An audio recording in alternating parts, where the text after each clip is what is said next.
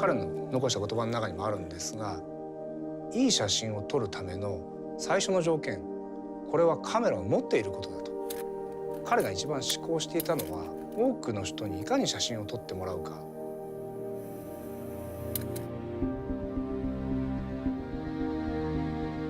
1960年代に前谷さんというオリンパスの技術者がいましてね。カメラが当時はまだ高級品なので、前谷さんをはじめとする開発の方々が多くの人に使ってもらうにはどうしたらいいかって考えた中で、カメラ自体をもっと安く作りたい。当時6000円で作れないかっていうふうにできたカメラです。そして当時高かったフィルム代、現像代を少しでも負担を減らしたい。そうしたらハーフサイズのカメラを作ろう。そうすると倍撮れるのですごく経済的です。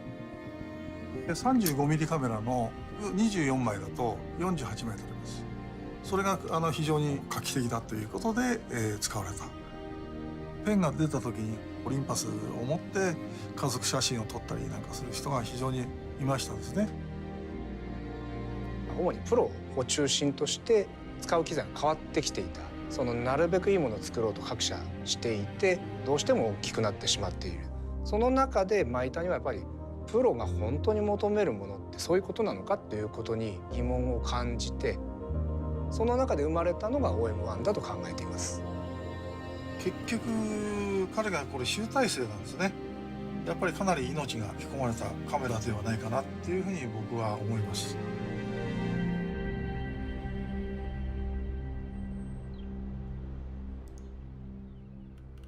When I got into the newspaper business, it was just coming off the time when 2.25 was kind of the equipment preferred. The guy that hired me came from the speed graphic day, the 4x5. As technology progressed, all of a sudden it was accepted that 35 millimeter was great for newspaper work. It's not as physically imposing as a larger camera. The more I become invisible, the more I can become part of the scene, the more the photographic opportunities present themselves to me. The camera, it becomes a productive tool. It's there for a purpose. Maitani realized that, and that drove the original design of the OM. When you put it in your hand, everything was where you wanted it to be. The aperture is right here. My two front fingers take care of that. Other fingers fall back to the shutter speed. It's an enabler, it's a conduit, not an interference between you and what's happening. 1996年にオリンパスは最初の民生品のデジタルカメラを出したわけですけれども、フィルムであろうとデジタルであろうとないものを作るというのは全社共通で今でも一番ベーシックなところに流れているのではないかなと考えます。デザインを検討するときにスケッチを書いて最初検討して、その次にですね 3D データを入れてからこのようなラフな削りのモデルを作ります。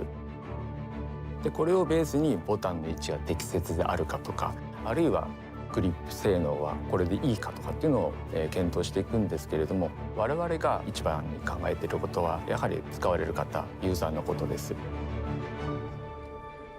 There's certainly an emotional connection with your camera. As soon as you pick it up, you know, you have a feeling. It's the design, it's how it looks, and it's how it's going to support you in achieving the image that you want to capture. Size and portability and mobility in photography is a message that we've been talking about for decades. The philosophy of the Olympus cameras is being able to shoot everywhere. We had a photographer go to Antarctica, and obviously you've got crazy low temperatures there.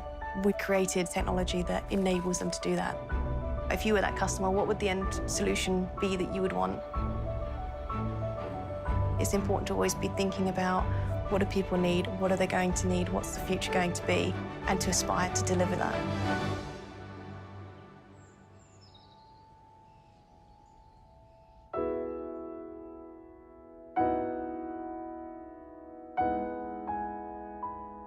災害に遭われた方が取り戻したいものの最も大事なものの一つがやっぱ写真なんですね。それって単なる現像された紙ではなくて、その当時の家族の思い出がやはりそこに残っているってみんなが思うので、思い出を取り戻したいという気持ちがあると思うんです。つまり写真にはそれだけの力があると思っています。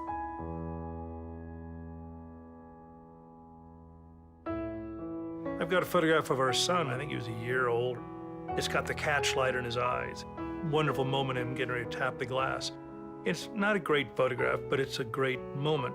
Wow, look at that. I remember that. Oh, look at this. You know, raising your kids, the pains and the struggle and the exhaustion and the joys and all these things that occur. What a wonderful confirmation it is of you as a human. This is who we are and who we were. 今でもそのものを作るにあたってはお客様の声というのをすごく大事にしています。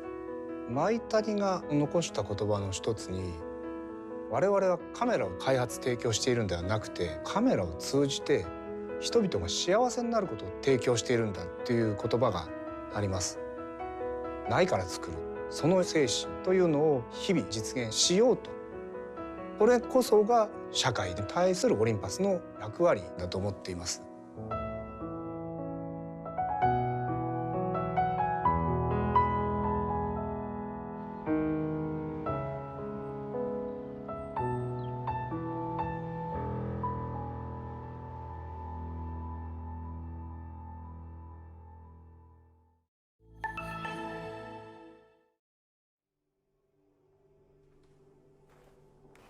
Good day, everybody, and welcome back to my YouTube Live. It's coffee time with me, of course. I hope you all got your coffee ready. This is nice and fresh, nice and hot, of course. Before I start, of course, I see people already chatting away, and let's say hi to some regulars first. And yeah, it would be rude if I don't say hi, right? Okay, Matthias, hello. Marsha, good morning. Oh, it's good morning in the States, isn't it? Okay, it's the afternoon in the UK now. It's about 3 o'clock. And also, I see Tere. I always keep pronouncing your name wrong. So Mark, Patrick, hello, Leon, not Leo. Leon, Victor, Izuan, and Christopher, Peter. Wow, everybody's here already. David, okay, great stuff. Wow. Criminals here. Okay, welcome back, of course. And you saw the title. It's a little bit an interesting topic, of course. You may or may disagree to some of the points I was going to make, but it's a nice discussion. I think that the point I'm trying to make is that these things are coming, and they are coming in fast. The reason I want to say that is we already see this happening since the smartphone came into the scene. This was the photography, and it is moving like in even faster pace than the actual digital photography industry is going. So this is a very interesting topic today, and I hope you guys gonna have a nice joint discussion about the whole concept of having all this power that we have now in terms of digital photography. But before I do that, I want to do a couple of shouts out first. First of all, yes, I have to keep saying that because I need to promote my competition, of course, and it's the See the World Creative Competition 2020. I organized this competition solely just to promote creativity, and hopefully you guys will be able to participate with your photos. I already see quite a few submissions already, so thank you for those who already submitted your photos. And the link is here, so you can go to my website and check out some of the detail. And I'm going to get you a picture as well. So it's good that also have some really nice sponsors, and I'm really grateful for these companies who are willing to donate some prizes for me to send out. So it's really good. Hopefully you guys will enjoy it. You do have some really nice prizes. I will release detail of each of these prizes later because I want to keep it a little bit secret at the moment, but I can guarantee that some of them are very expensive, and I couldn't believe that they would actually donate these prizes for the competition, even though this is really my first time. And but like I said, I'm grateful, and hopefully that I know this year has been really difficult for everybody, and the COVID thing, the lockdown thing, and some may have lost their loved ones. I lost my dad, and it's just so much happening here. So hopefully this will be like one happy celebration for everybody who likes to get into photography and filmmaking. And also, I would just like to stress that I know some people are asking me about the submission fee, because yes, there is a fee attached to the entry, only to do with the to cover the expense that I'm going to send the prize out, because this competition is open worldwide. And like I said, some of the prices are fairly expensive and they're quite big and heavy. If I have to send them out, and could cost me quite a lot of money, and so all the money that I'm going to receive is purely just to cover the prices and also some of the running costs I incur during the setup of this process. And I have to pay for the domain, I have to pay for the website and everything like that. So everything is done. So hopefully this year will be is successful, and next year I can make it a little bit more bigger and better. And also I already said that to a lot of these sponsors already. Hopefully that I will get even better prices next year if it's proven to be successful. So it's all down to you. If all of you participated, making sure that you spread the word out and to get everybody to join in, and hopefully this will be a really good thing. And the whole initiative is just to promote, or inspire each other in terms of photography wise. I also set up a Facebook group already. If you haven't already checked out, it's on Facebook. It's also called See the World Together. I have an Instagram page. It's also called See the World GB. I'm so sorry that I couldn't get a very consistent name for all the social media platform, only because some of the names already been taken. That's why the website has to have the .gb, .net, because the .com has already been taken. Same as the Instagram, so it's See the World GB instead of See the World. Facebook as well, as Facebook is See the World Together. But they all have See the World. You just have to kind of search for it. But after all, hopefully that everyone will have a little fun about this competition, because I used to like competition myself. I entered so many when I was younger, and I won a few, and I was really happy about it. It's sometimes not just about the prizes, but also a way to see how you gauge yourself in terms of photography, and also you get inspiration from other greater photos, and you learn a lot from it as well from going through some competitions. So it's a good thing to do. And also of course we have some really proper judges, and I don't want to be biased because I see you guys all the time, and I don't want to say, oh, I recognize the name, it's going to be a brownie point there. So I try to be as fair as possible for people who may be new to this channel, or new to this whole Red 35, or even myself, people who don't know me. So there will be proper judges in the panel there to basically look after your photos and pick the winners. So all the details on the website, and I will obviously announce all the details about prizes and judges, and ultimately the winners towards the end of this year. So hopefully you guys will have a nice Christmas. So that's okay. This is the advertising I need to do. So go and check out the competition.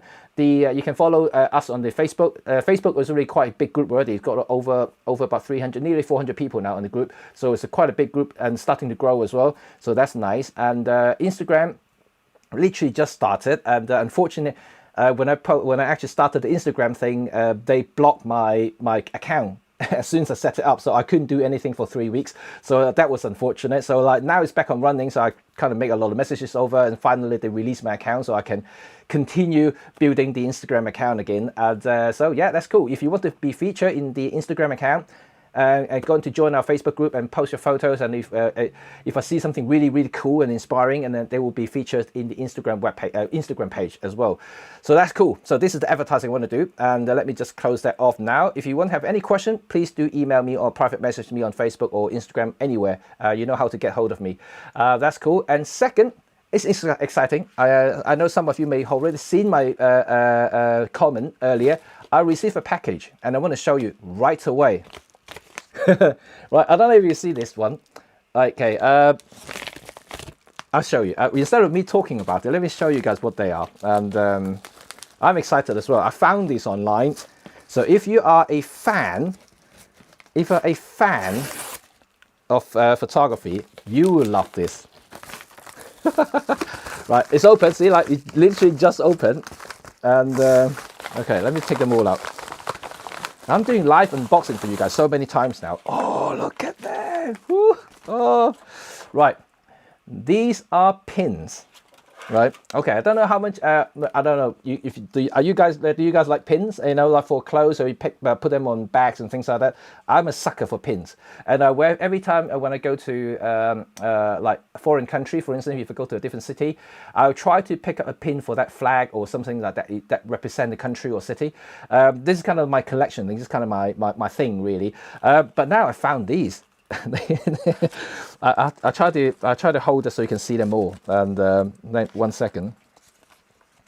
Right, can you see them? I don't know. Can you see these pins? These are photography pins, and they have Olympus OM1 and OM2, and have like these film rolls here, Valvia, Kodachrome, And I also have, what is here? Oh, I got a Leica one because I did have a Leica camera. So that's Leica M3. And I also have a Mamiya 7, which is another camera that I love. And I don't know, oh, it doesn't focus. There you go. Come on, come on, come on, come on. Focus, focus, focus. No, it just doesn't want to focus me at all. Doesn't want to show you the Mamiya 7. Oh God, but they look cool. But look at the OM1 camera. Just look at this. Look at the detail of this. Come on, just focus that. Yeah, can you see that? Isn't that amazing? That is so cool. I really love these pins. And I put the link in the description already. So if you want to check out these pins from these guys who's selling it, I can go nuts with it because they have so much more. But you know, obviously I can't buy them all, or I don't even know where I'm going to wear them. But I just like the look of them, so I just bought the one that kind of my favorite things. And since I started photography, you know, the OM cameras, obviously the 1 and 2 are iconic, and these are the two film stock that I used a lot. You know, Kodachrome and also a Velvia back in the days, and M3 of course, and also the Mamiya 7. Oh, these are really cool stuff. Well, I hope you guys enjoy that the little bit of unboxing thing. And yeah, like I said, I love these pin thing. And I don't know if you've been following me long enough, if you've seen some of my earlier videos, and you will see me wearing a denim jacket, and in some of the review videos, you also would notice that I put a lot of pins on that jacket, and I have lots of pins. And I had Olympus, no, actually the brand pin on it, and I like a pin. I have some other photography pin there already, and these would really go well with that jacket. So I might put it on. But at the moment, I'm not going anywhere because you know, this COVID thing. At the moment, I'm just kind of staying at home most of the time, so it will be a waste. But I will use them at one point once we are able to go out safely, and I will wear these for sure. That is cool, isn't it? I hope you guys enjoy that. And okay, great stuff. So let's answer some people's questions. I saw a couple of notes here, and before I jump onto today's topic, that will be cool. Right, Marsha, where did you buy those pins? Right, the link is in the description, and I think it's called the gadgetbag.co.uk. It's a website, so I'm pretty sure you can order online very easily. It really is something I really think is a cool thing to do, and do check it out, because when I looked at it, it actually has pages and pages of them. You know, I'm pretty sure you'll find something that you like. That's the thing. It's a good gift as well. You know, Christmas is coming up, and then these would make some of the photographers really happy, because they are quite unique, and I haven't seen them anywhere. It just somewhere I Google, and this thing just popped up, and then I said, oh, I have to get 1 or 2 of these things. I can't hold myself down and just like, oh, I order 5 of them. Oh man, that's silly. Okay, Rether, how old are you? About your quote, when I was younger as you, or what was the average age of your audience? I don't think I should say this, you know, and otherwise I might upset people. Like, let's say that I am a guy with 2 kids, so I'm married. So obviously that you can kind of guess my age a little bit. So let's leave it at that. So I don't think age should come into the discussion in today's topic. So let's go to the happy discussion now. And right, okay. The future of photography, right, is a big word, right? And I think a lot of you may want to know why I would say that, because we already kind of see what the future is like. But I want to show you something towards the end of this video as well. It's a camera that I recently discovered, and this camera is coming. And it's not on the market right yet. Not on the market yet. It's actually on the news. Then I went onto the website, checked it out, and I also subsequently trying to dig in a little bit more information. I also did speak to the guy who behind the project. So I'm excited. I'm super excited. So hopefully you guys will as well. But because of that conversation, and that lead me to today's talk about the future of photography. And so as we know that since about 2-3 years ago, the subject recognition has become one of the biggest things in AF, in autofocus, in all the mirrorless cameras. It doesn't really happen in the DSLR because they don't have a sensor readout, and it's only kind of almost like exclusive in the mirrorless market, because everything's read out from the sensor, and there's no shutter, there's no mirror bouncing lights off, nothing. So for this to work, you have to basically have the sensor basically completely read the whole scene, and then the processor behind it, we're trying to recognize something. You kind of like the gist of it in a simplified terms. So these things are advancing, and advancing in a much quicker pace than I originally anticipated. Because when we first, let's say about 6-7 years ago, when people started to talk about face detection, that came on quite well. A lot of people had implemented really well, and then after that they have eye detection, and then that was cool.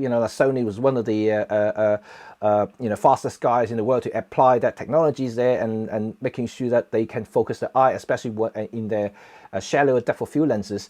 Then Canon obviously caught up the game with their dual pixels 1 and 2, and then everybody just kind of doing the same thing. And now in last couple of years, in 2019 and this year, we are starting to see pet detection, animal detection, and things like that. I mean, of course, EM1X already have the deep learning thing, which has got the train and planes and cars. So everybody is doing something in terms of recognition. Okay, there are two types of recognition as far as I can tell at the moment. Is you got the one that is profile, basically. It's a bunch of a code that's been written by a programmer to define the shape and how a face should look like. Obviously a face has to be like this shape, and then you got the eyes should be at that sort of positions, and the nose and the mouth. You kind of have to somehow recognize this is a face, right? This is being written in the program. So it's nothing to do with deep learning. It's nothing to do with deep learning. What EM1X has at the moment is deep learning technology, which is kind of like it's got a neural engines in it. It's got AI, so it's keep learning stuff when the program is feeding images into it. This will improve over time. You'll get more accurate, and so because the machine is learning, this is why it's machine learning in a way, and. So that is cool. That's totally different to profiling. Profiling is what we've been seeing in terms of face and eye detection before, but now we come to the age of AI. You see AI everywhere now, and I think this is becoming like a bigger and bigger word, and not just photography, but everything else. You can see AI. Enable TV. You got AI this and AI that. It's serious. It's getting everywhere. But in photography, it's also getting more prominent, and also obviously, everybody might have seen the announcement of the iPhone 12 yesterday. That it just basically pushes the envelope further. And what I've seen in trend is that now, because smartphone, and that's what kind of pushed them to do this. You've kind of like, let's go just track back a little bit in the history now, and you see that how today's in photographic industry or the camera industry, the decline of it is all because of the smartphone market. The boom of the smartphone market is taking away the bread and butter from all these camera companies, which was the point and shoot cameras, and they were making mega bucks from point and shoot cameras. And if that market disappear, they simply lose a lot of money, and that's why so many of them are actually struggling right now, because they don't have any alternatives. And some of the higher end cameras, they don't really make that much money because they need a lot of money to do R&D. The profit margin is lower, and the uptake is also slower because they are more expensive. People's essentials, they say, in terms of photography or general snapshots, are always down to just the phone itself, and they are getting better. And the reason why they need to get better is because they couldn't compete, and they want to, and also competition within the smartphone market is very fierce. Like you got Apple, you got Huawei, you got Sony, you got like so many companies, Google. They all pushing the actual imaging. I lost my words. They're pushing the imaging technology, and that's what I'm trying to say. So, but it's funny enough though, because they are limited by the size of the sensor and the lenses, and there are so much limitation from having such super slim device compared to obviously a normal camera. So I think that's what caused them to push more into the software side, and this is what we're seeing nowadays, that everyone is trying to adopt the software approach instead of the hardware approach. I could see the potential of this sort of push into a smaller sensor, such as the Micro Four Thirds or any sort of 1-inch sensor technologies, because we are limited by space, we are limited by the actual physical size of the sensor. So some of this software development could potentially enhance the experience and quality of the outcome. So I did talk about fake bokeh probably about 4 or 5 months ago in one of my vlogs on YouTube here, and I talked about, you know, computational photography. Is there any future to it? I would say that yes, there is a future to it, but at this moment in time, the technology is just not ready to have a prime time. I think that the fake bokeh is too fake, and I know sometimes it can be okay on a smaller screen, but once you blow it out, once you look at the edges, you know that it's not there. So you can't really divide, you know, you can't compare with a proper lens, with a proper shallow depth of field. So you can't quite get that yet. However, that may just about to change, because the iPhone 12 that I saw yesterday, they have the LiDAR sensor. Obviously, the iPad Pro that was announced early in the year also had the same technology. The LiDAR sensor, which means that it adds the depth sensors and also depth data, so it can determine exactly where everything is in terms of distance-wise compared to the lens. And that's important. That will make the guesswork a lot more accurate, and then that would mean that the fake bokeh should potentially be more realistic. And these technologies are going to continue to evolve and better every year. And we can see that how much the fake bokeh thing has come along since the iPhone 10, which is kind of 4 years ago now, 3-4 years ago. And it is maturing. And even the HDR technology is getting better on the phone. And don't forget that, you know, these things are having a sensor so tiny that doesn't even worth mentioning. And compared to the Micro Four Third, this is way bigger compared to these guys here. And what if, you know, the Micro Four Third sensor or Micro Four Third camera has the same LiDAR sensor, LiDAR sensors, and all the other things that attach to the smartphone? And how far can you push a Micro Four Third cameras? Let me know about your thoughts about this, and because it's an interesting prospect for you know, digital companies. And as you know, that a lot of them are struggling with ideas. And also, if you look closer to what's exactly happening around the whole camera industry at the moment, is that they are not innovating. And I can tell you that now. You know, if you look closer, what exactly have they done in the last few years? You know, I actually give it to Olympus. Olympus did try something. The Starry Sky AF is cool. It's actually usable. It's very fun. And the Live ND is cool. I like that too. These are computational photography being introduced. Obviously, that's on top of all the already popular computational photography stuff like live bulb, live bulb, and live composite. You know, these are genuinely super cool technology that's been implemented very well in the Olympus cameras. But apart from that, if you look across the whole industry now, yeah, don't tell me about the 4K 60, 4K 120, 8K, 6K. These are not, to me, they're not innovation. They are just basically increasing the numbers. And this is something that is still a physical, a tangible increase in that what is already been expected. They haven't done anything revolutionary, you know, not something that that will blow your minds up, blow your socks up. We know 8K is going to come. We know 6K is going to. We know exactly what is going to come in the next few years. And because what happened in the pro arena, you look at Hollywood movie, look at these big production house, they already have these cameras already. So that's why we already know these sort of technology exist. It just depending on when they get implemented on the consumer level cameras, like, well, whatever we're seeing right now. So nothing that we don't know already, but these computational things that's happening on smartphone are new, are revolutionary. If you're just looking at the technology's point of view, what about some of these are actually stuffing into the camera? That would be something, right? And I think that I'm quite eager to see that sort of technology in a proper camera. And that will basically change the whole world, I think, in terms of photography. But at the same time, I also have concern. Well, why I say concern though is if it comes to a point that the camera becoming so advanced and so clever in a way, because it's all AI, right? You know, they're supposed to have some sort of genius living inside a camera body, and so what if it gets so clever that you point the camera up? This is exactly what iPhone 10 was saying. You know, like the iPhone 12 presentation yesterday. Did you see that? You hold up the phone, it will read the entire scene and it is determined what it is. This is exactly what I'm trying to say now. So what if one day have that sort of technology in that camera, and you hold up the camera and look through, you know, the window, the camera would recognize whatever you're pointing yourself at and determine what sort of setting it should be in. Oh, it looks like a landscape. I should stop down the landscape, get the optimal sharpness, and even determine the aperture and shutter speed and ISO, white balance, everything for you.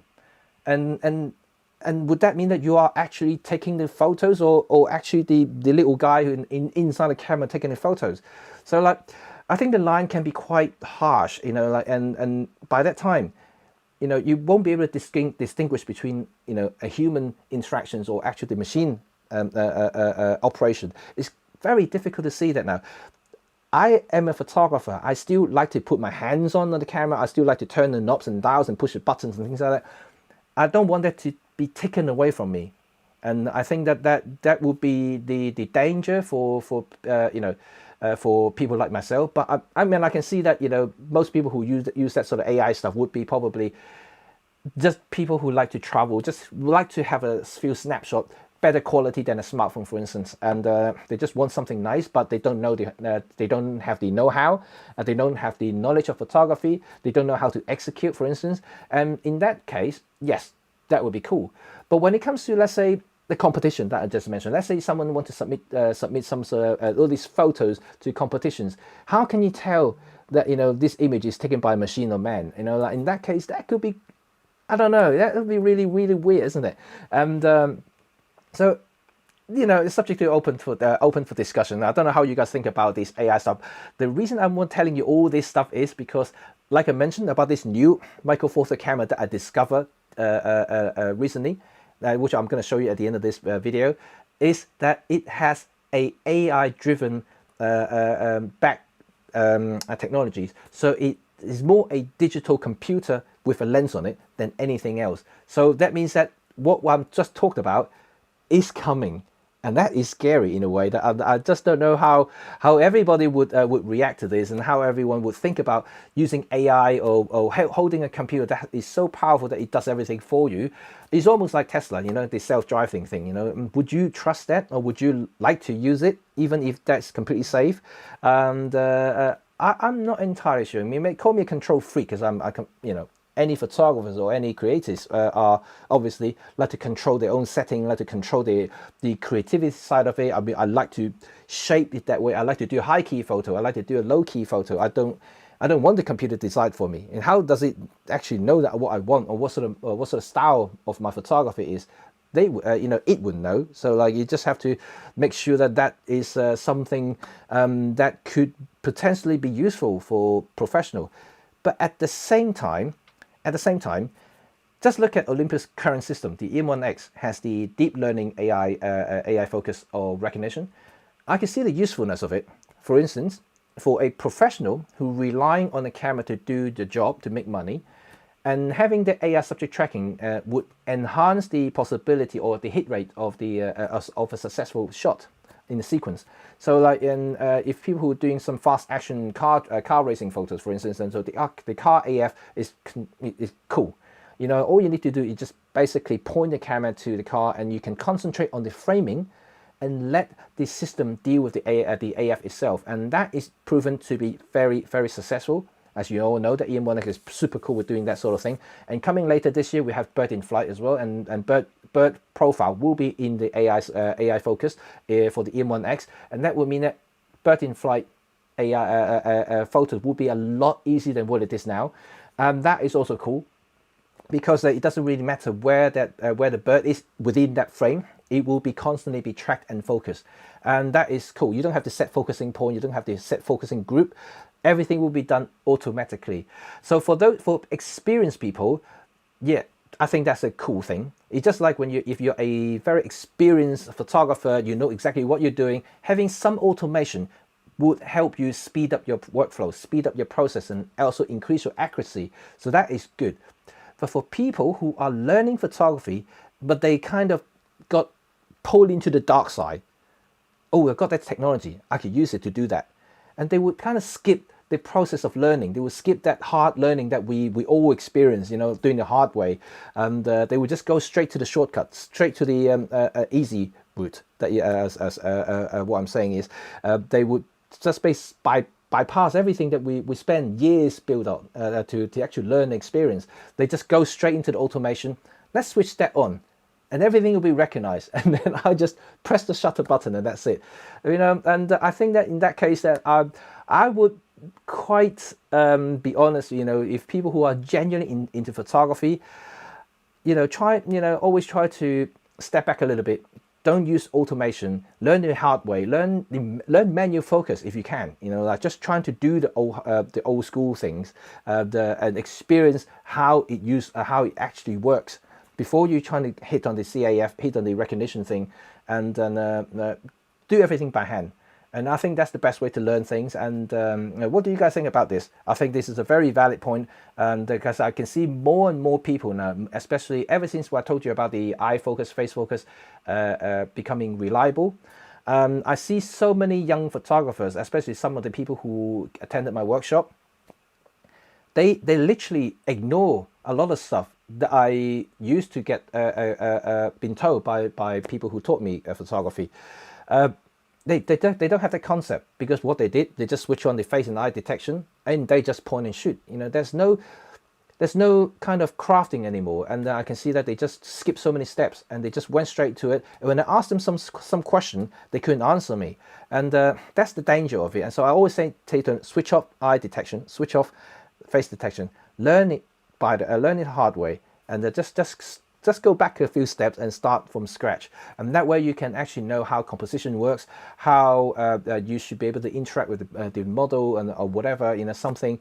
And that, I think, would be the great way to learn photography. Once you master the whole concept of focusing, once you master the whole skill of moving yourself, moving your subject, moving the composition, moving your legs, then turn on the automation, because by then you're capable, you're very competent. By having the automations, the only thing it will do is to speed you up, and also increase your accuracy and success rate. And I think that way you are much better off by doing that, instead of go straight into the automation there and just switch on everything, and that will be it. Yeah, but what do you guys think? And let's read some comment and see whether we have a nice discussions here. Hopefully some of you agree. But it's also all free for discussions. We're all having coffee, right? And so it's okay. You're just joking. You can say what you want. Okay, let's see here. Four Third Rumors 8, brand new Micro Four Third cameras coming. What's that? Stay tuned until the end of the video, and I will, or today's talk, and I will show you exactly what it is. So, what is a good God ox? You know what? Yeah, a lot of people actually mispronounce this thing. It's not Godox. People always say pronounce Godox. Yeah, it's not Godox. Okay, I have some of the freshers actually lying around. I really rarely use any of their products, to be quite honest. But if you go to the website, the reason I found that many people actually mispronounce this word is because in their website it has the Chinese writing on it, and it should be pronouncing as God ox. It's not Godox, it's God ox, and that's actually what's been translated in Chinese, and they have Chinese character in the website. So it's quite funny that so many YouTubers, so many people online are pronouncing it as Godox. So Godox, that's how they pronounce it, Godox, but it's not, it's God ox, and that's what it is. Sorry, sidetrack a little bit, but I saw that name there. So Godox flash on my EM1.2 and eventually EM1.3. I think a lot of them are quite good actually. The one that I use is a mini flash or medium-sized flash, which got TTL and things like that, which works actually pretty well. Especially that I think some of them has rechargeable lithium-ion batteries, which is actually pretty cool. And I do like some of the systems. But for me, because I'm an ambassador, so I have access to the wireless system. So I have been using the Olympus' own Speedlight, the FL900R, and also the command system, the wireless system. So that's the system I use, and I haven't really ventured out and tested other system. Although I did buy the Godox flash only because I wanted something smaller and for one of my jobs. So I just bought a couple of them, and I can't remember. They're quite small and cheap. They're about $50 or something like that. They're really cheap. So quite frankly, I can't answer you that, but I know that some of them, from reading the specs, they're quite useful, and then they obviously, compared to Olympus, they are way cheaper. But I think the reason why I didn't use Godot is that the Olympus Speedlight, especially the high-end one, the FL700 and also the 900, are weather sealed, and I need the weather sealant when I go outside to shoot outdoor portraits. So that's probably the only reason I use that, because all the command system, they're all weather sealed as well. So everything, it just works together for me. So that's all I wanted to say. But maybe you should check out some of the other reviewers and see what sort of flashes are better for the EM1.2 and the EM1.3. But from what I know, all the Godox are compatible with Olympus and Panasonic system, which they actually share the same protocols for flashes. So that means that if it works for Panasonic, it should work with the Olympus system. And it's all TTL would be functional. There will be communication between the camera and the speedlight, so it should be fine. Okay. Okay. Let's see.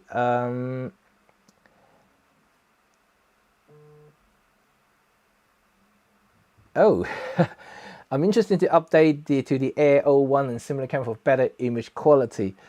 Oh, are you talking way back to the you might have heard me talking about it on Facebook. That's why you mentioned about the Air 01. you are a little bit ahead of me. Okay. Let's see that. Just watched the iPhone 12 Pro keynote, and they have raised the bar with computation photography and video as to who's taking the picture is happening already with post-processing. Yes, I already said something about this before. Obviously this is it's coincident that obviously they released the iPhone 12 yesterday, or announced the iPhone 12 yesterday, and I didn't really see the keynote, and I just read the spec and saw some bits of the promo stuff. And it's exactly what I was going to raise about today anyway, and it's just tying into the whole conversations about AI and computational photography, because you can see that these sort of technologies are definitely coming, and how quickly each manufacturers are going to use these technologies is obviously up in the air. We don't know whether they will, simply because a lot of the processor that is inside the camera at the moment, like the TruePic 9 and the EM1 Mark III, even though it's very powerful, it's so powerful that one TruePic 9 is almost equivalent to two TruePic 8. That's why you see the EM1 Mark III's features are very, very similar to the EM1X, because one TruePic 9 processor is powerful enough to power all those features that already have in the EM1X, and that shows how I say that, and how that basically demonstrates the importance of the processor. So by comparing TruePic 9, obviously I got no data to actually compare the processor within cameras to what iPhone has, but just from looking at, people are already talking about how powerful the iPhone processor is at the moment. It's almost as powerful as a computer. That already shows that I doubt it very much that any of the current camera manufacturers' processors are at near or even near half as powerful as any smartphones. So they will struggle if they want to implement anything like this into their camera bodies nowadays, especially in full-frame cameras. It's only because the amount of data that's being captured by such a large sensor is way more to compute compared to the Micro Four Thirds. And that's also one of the reasons why I think that Micro Four Thirds is the prime in a prime space to actually experiment and to expand computational photography. Only because the sensor size is right, it's not too big, it's not too small, it has enough quality there to start implementing all this stuff. And that's also probably why Olympus started with all this computational photography right from the start, to having LiveCom and Live Bulb, this sort of thing. They are all computational photography.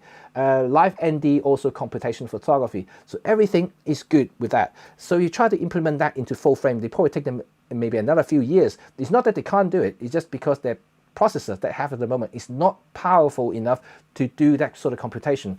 And to see whatever is happening on iPhone, the current generation now, the iPhone 12, it may actually take a few years before you can see that sort of thing happening in the camera world because of the processor. So I think that's the limitation, that's the bottleneck for most of the technology I keep saying the wrong thing.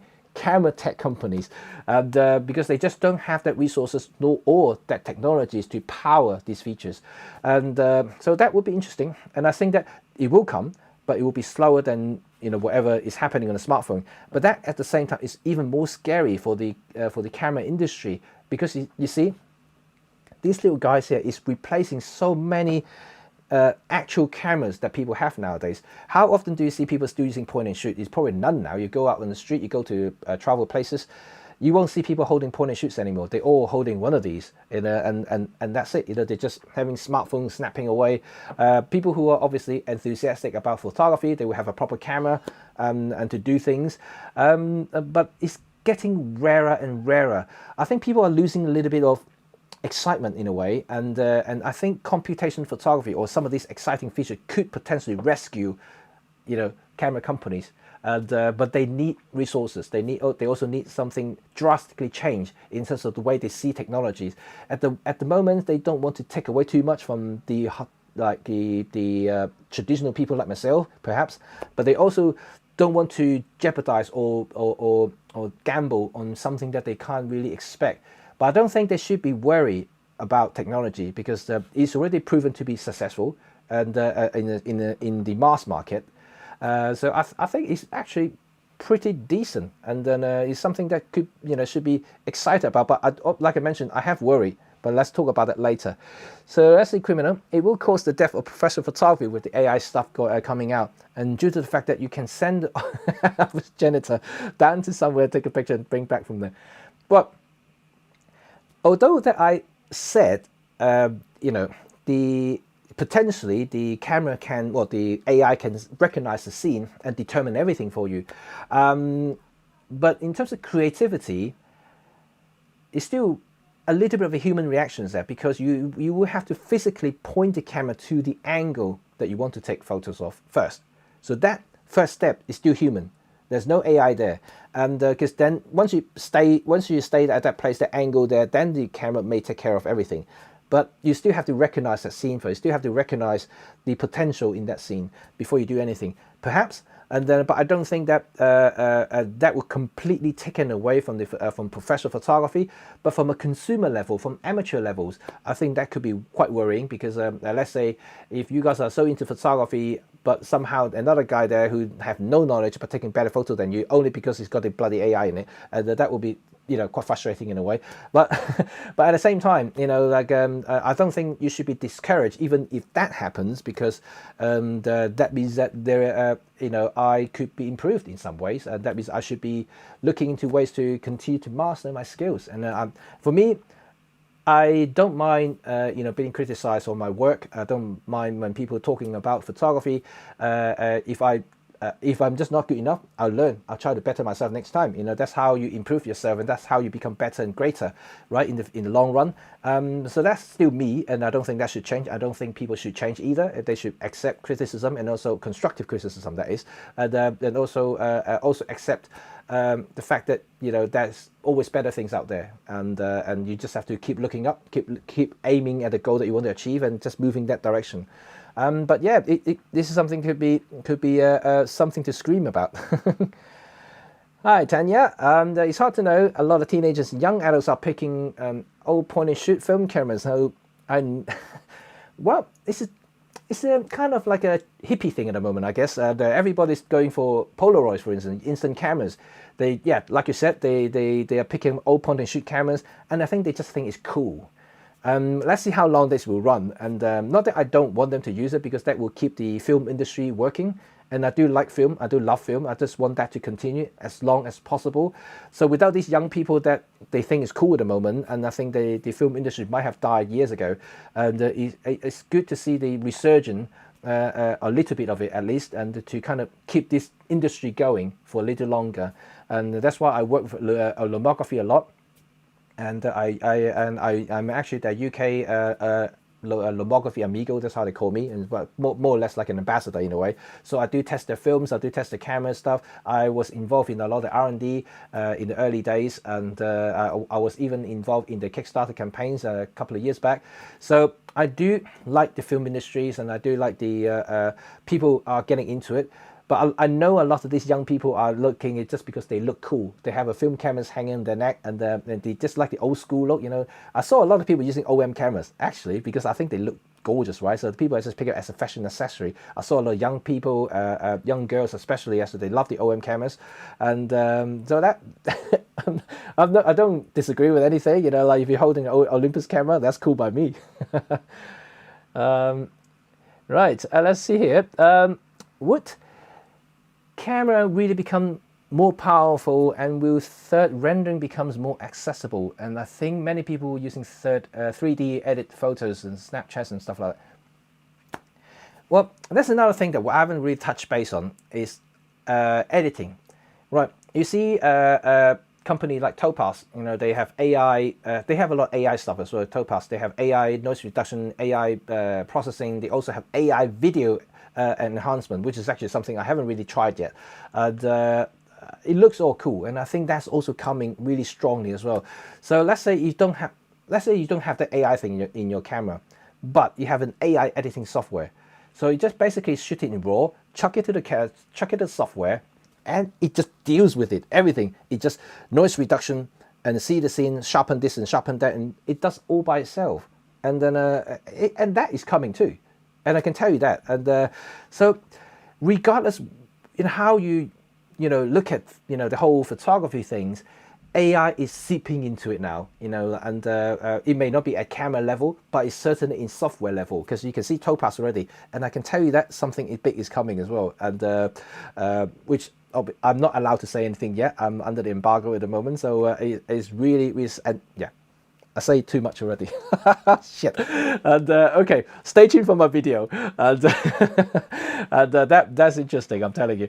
But anyway, so it's really cool, and it's coming, and I just think that the AI thing is not going away anytime soon. It's going to continue, and it's going to hit us everywhere, left, right, and center. Alan Tut, young people have it too easy. Sounds like something has been said every generation in all fields. True.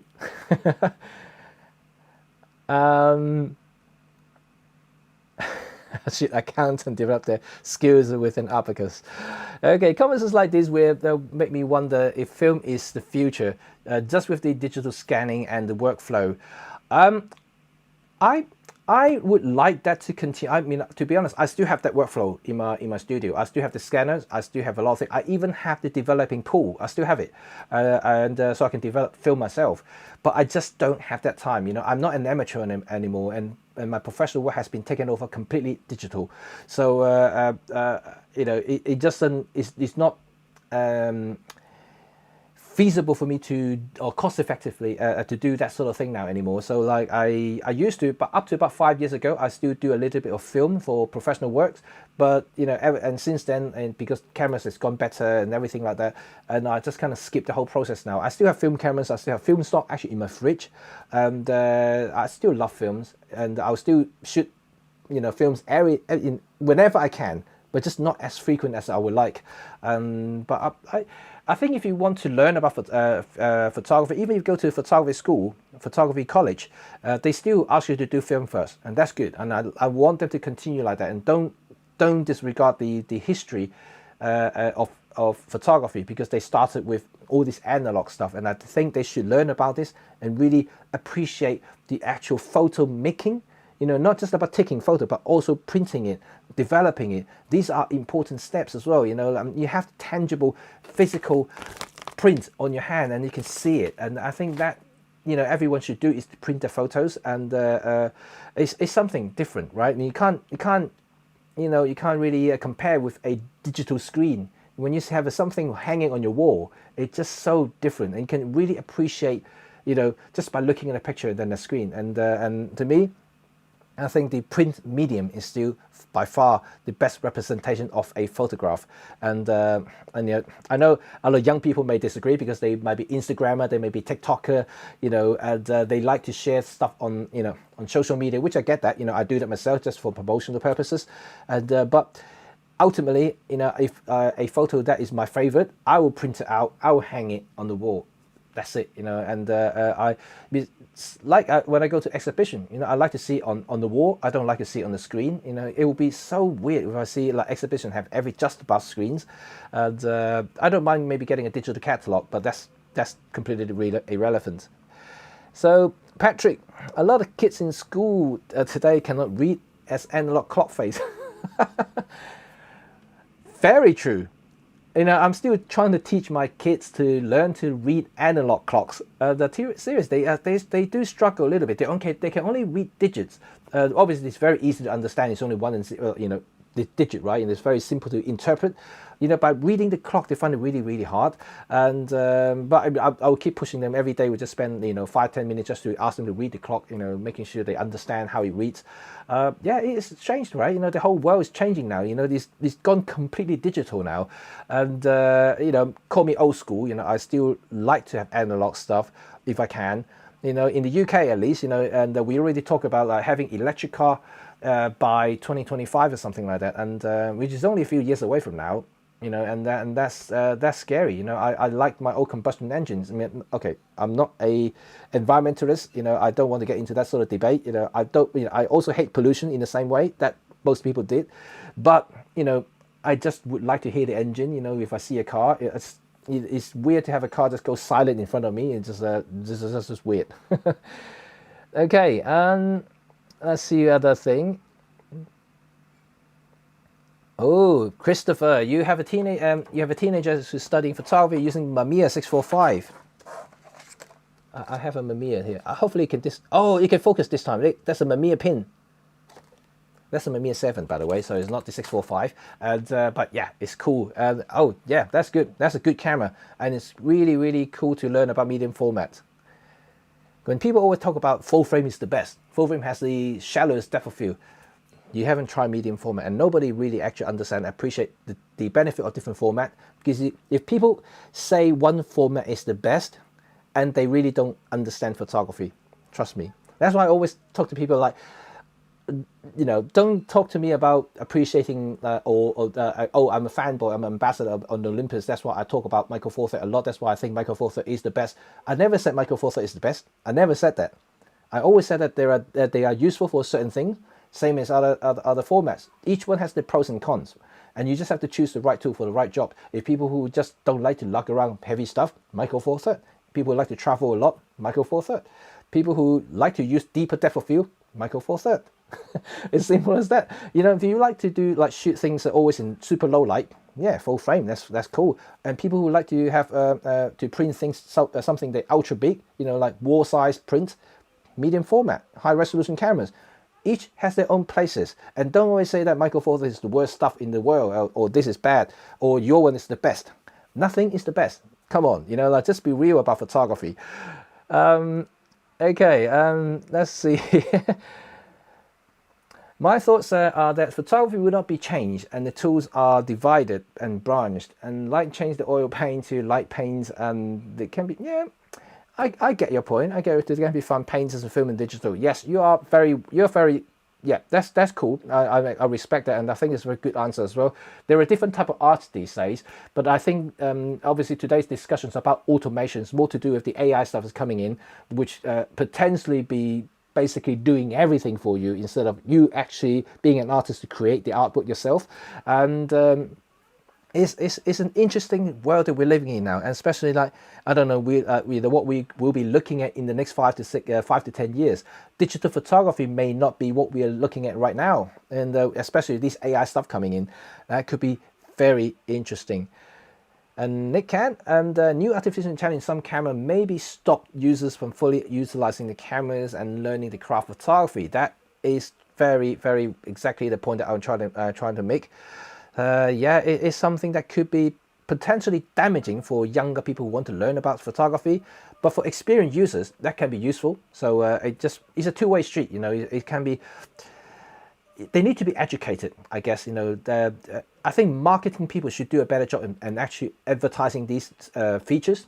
And I think a lot of the time when they purely focusing on numbers and purely focusing on what what the outcome is, instead of the process, and then they're really misleading a lot of the younger photographers, younger creatives, and they would just simply believe in it because the marketing thing is saying, the market manager saying that it's good, it's cool. You know, you have to have this because that's the job, right? They do to sell the feature to you and sell the camera to you, but without fully appreciating and understand how that technology, how that feature can benefit you as a photographer. I think that could potentially be damaging for a lot of young people, especially people are really wanting to learn about photography or filmmaking, for instance. That could be something, right? And I think they should bear some responsibility in a way. But unfortunately, you know, all they care about at the moment are selling cameras, and that is something, you know, you can't change. You know, especially in today's digital camera worlds, it's just you know, they have to fight. And it's quite a very horrible fight as well, and everyone trying to get the customers and trying to attract this, trying to get a switch over. You know, in a way, I think Micro Four Thirds people are quite happy. You know, we're in an isolated world in a way, and not that I'm trying to have that debate about full frame and other formats, but I'm just saying in terms of competition-wise, and we have our own little world who really truly understand and appreciate about photography, simply because we're kind of like an outcast in a way, and we just do things that what we like. We like to take photographs. We like to explore the world. We like to take our gears out and actually do something with it, and we like to explore these features because it can help me do this sort of thing. While the full frame guys are always talking about shallow depth of field, I can shoot 2 bloody million ISO, and I can shoot 0.95. I can do this and that, and they're more geeky heads in a way, and then or people who like to compare the size of their I was going to say cocks, but then sorry. What am I doing today? Why am I saying so rubbish? You know, like, sorry about that. I apologize. John, my Manchester, just to come in. Hello, John. I hope you're still here. I think I'm still backtracking at the moment. True story. Childhood grandmother was watching a cycle race. Why aren't you using a proper camera? Pointing at a photo. Smartphone, you have no use for sports. Yeah, but you never know, man. Like, to be quite honest, technology is moving so quick at the moment, and one day this thing can probably do sports photography. You know, it could come. You know, technologies, right? Technology at the moment has no limit, and that's the thing. Eh? Remember, the difference between a software solution and a hardware solutions is that hardware has its limit, has a physical limit. That's why I see that DSLR is reaching the limits already. It's not that they can't evolve, but the speed will be so slow to the point that it's almost like it hasn't changed in the last 10 years.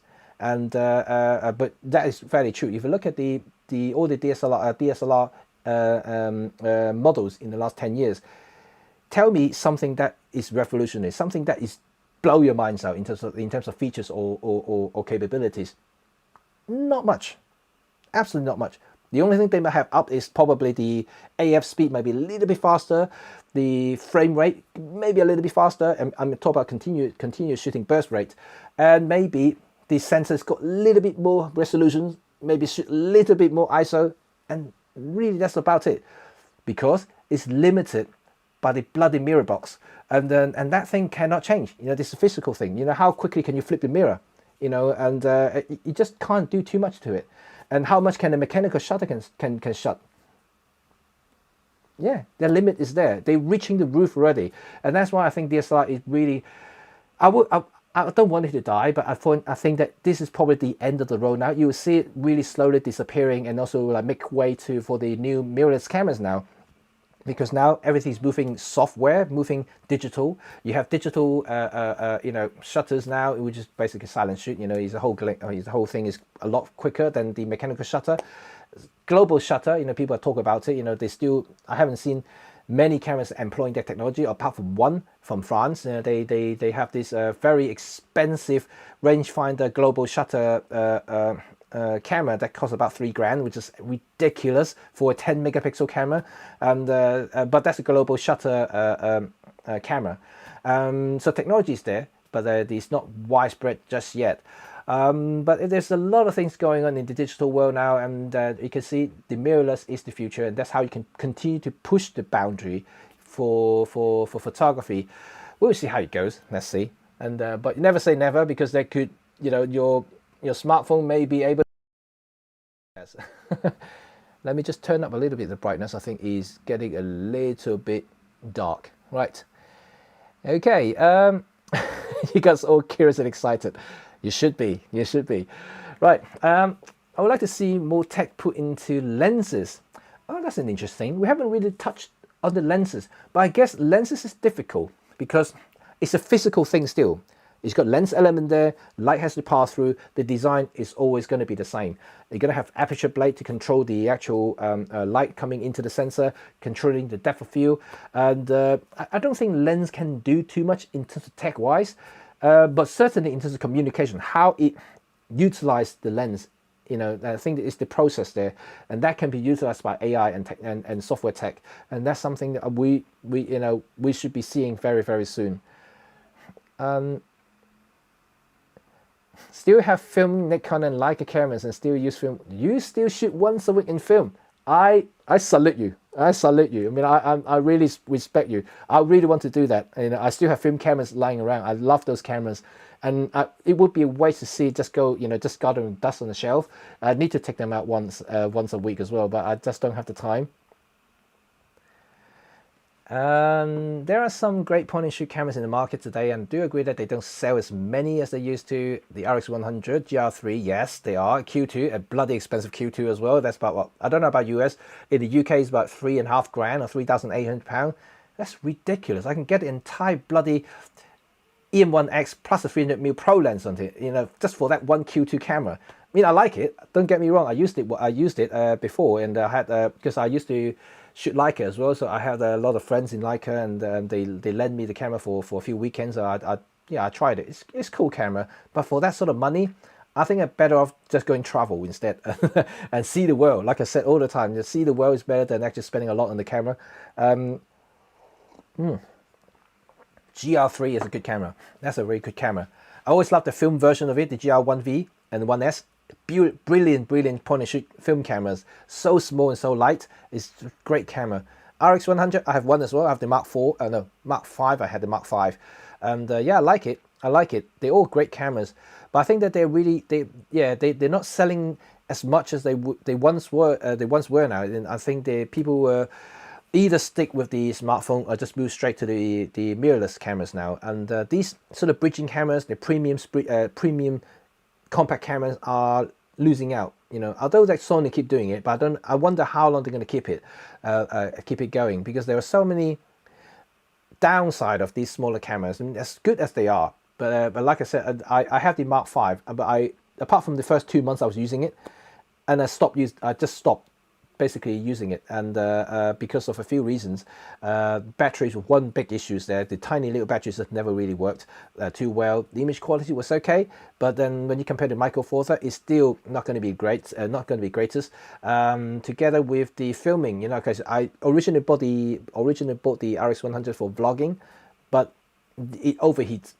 Like all Sony camera, or most Sony cameras do, they overheat. They just shut down, and I really hate the menu of Sony cameras. So it just I don't know why they can't redesign the menu. It just is awful.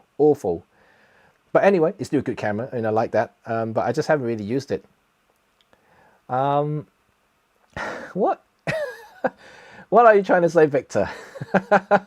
Are you just typing some random numbers here? It's your encrypted message to me or something. The instruction turn clockwise to close. Young people like clockwise. I know. I'm trying to explain it to my son and daughter the other day. So clockwise, what is clockwise? What is number of minutes to the next hour? They don't seem to grasp that concept there. Why is it to the next hour? And they don't understand that, and I find it quite hard to explain to them. Hello, Adrian. Good afternoon. And the dream of electric non-polluting car is great, but where does the power come from?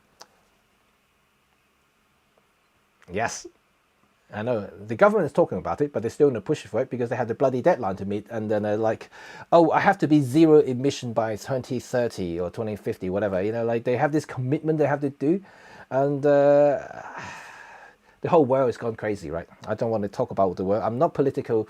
I'm not a political person. I don't want to get into the debate and all this stuff.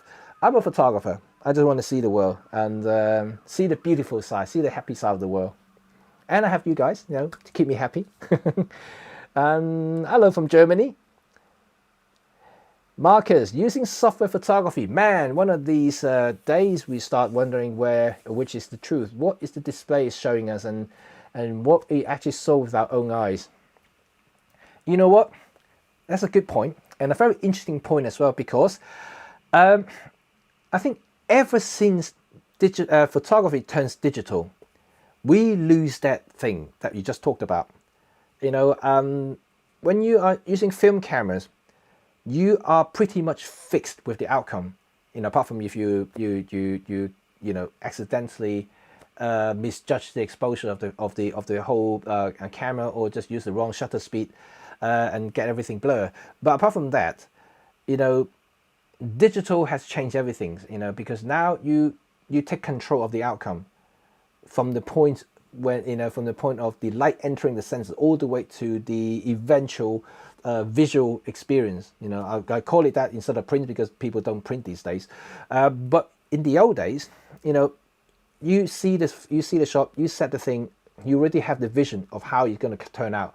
You click it and you develop the film, and there's not much to it. I mean, unless you go for professional developers where they can dodge and burn for you physically.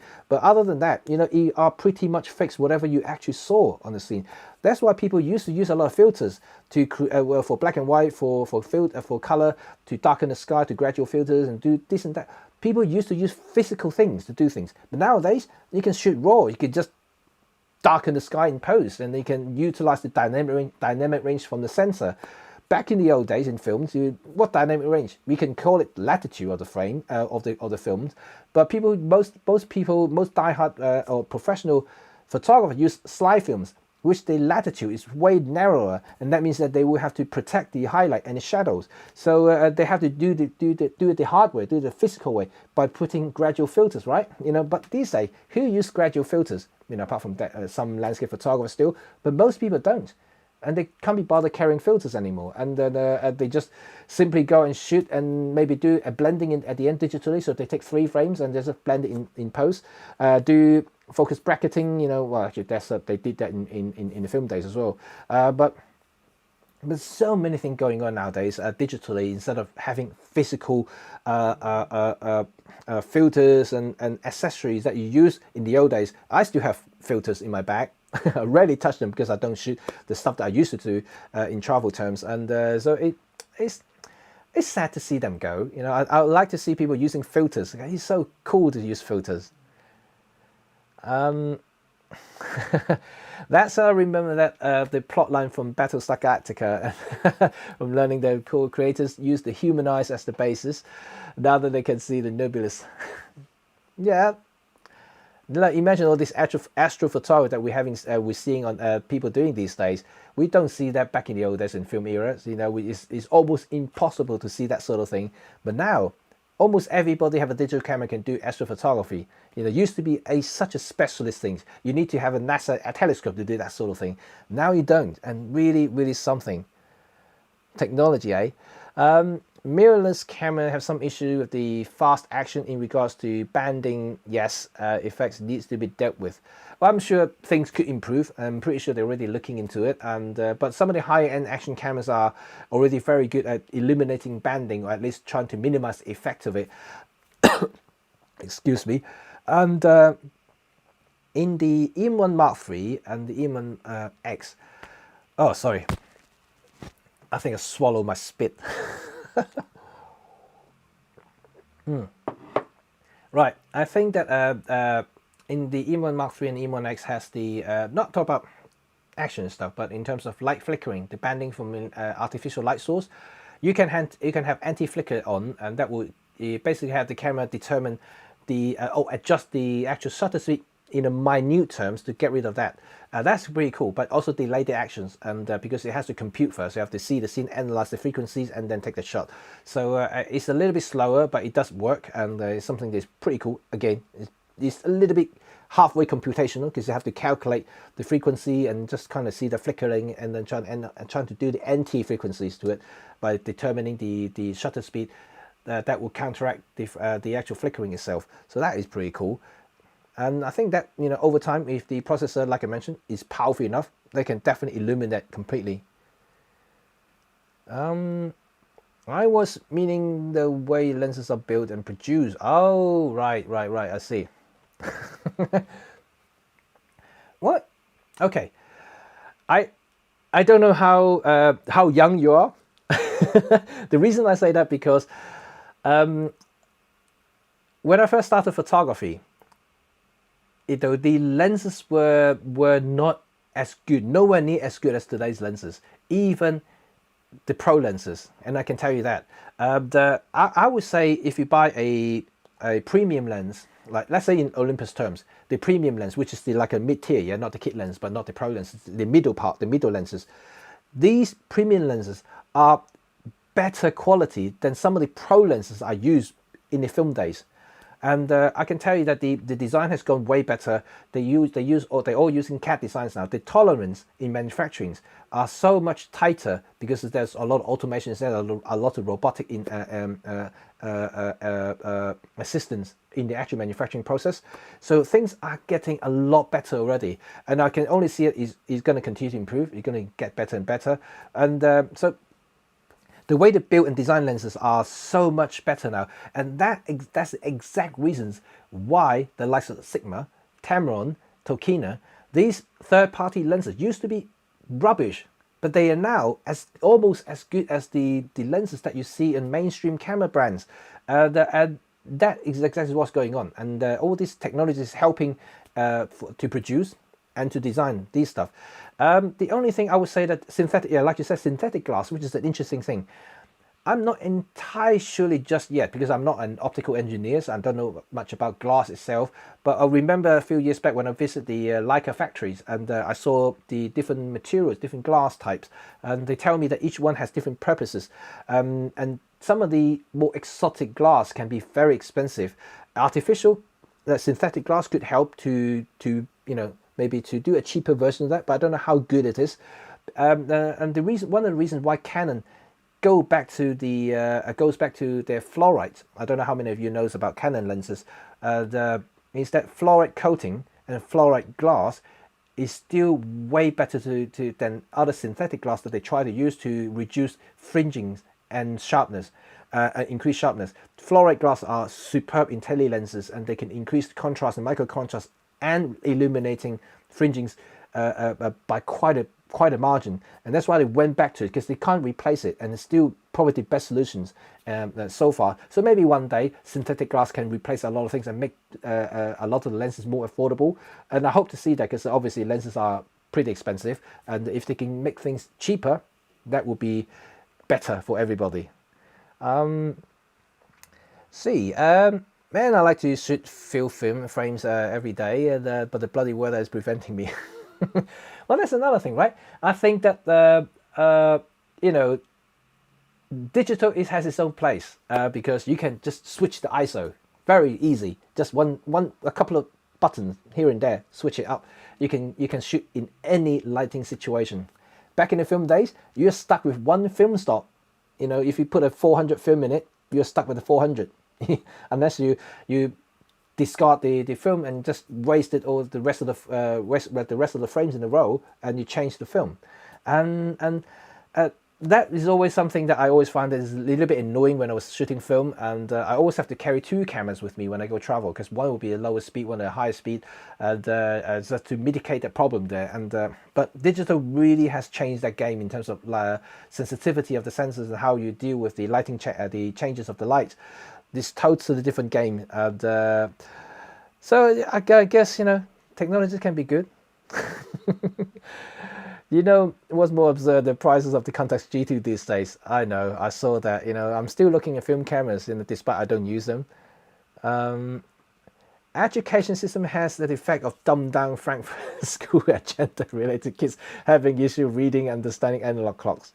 I think they still teach people reading analog clocks, by the way. At least in the UK, and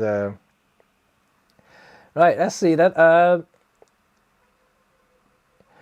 Was there not also a Sony RX1 series that were damn small and good and expensive as hell? The RX1 was the the fixed 35mm compact camera thing, full frame.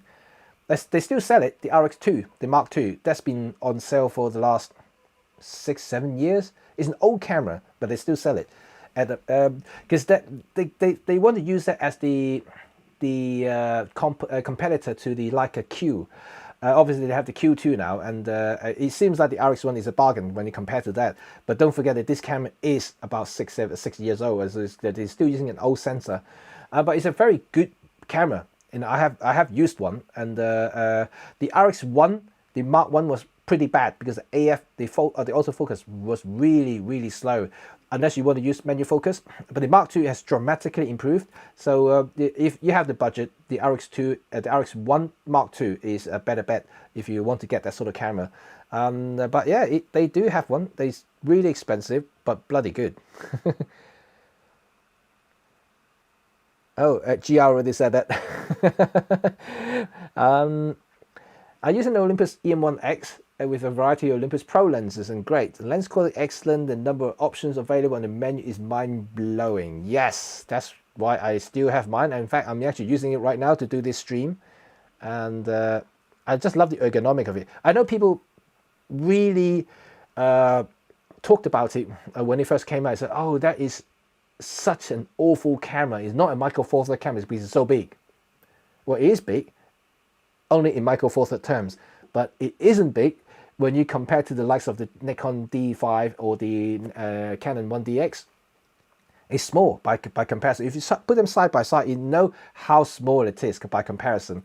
And but people perhaps just wouldn't appreciate a camera body that has a built-in vertical grip.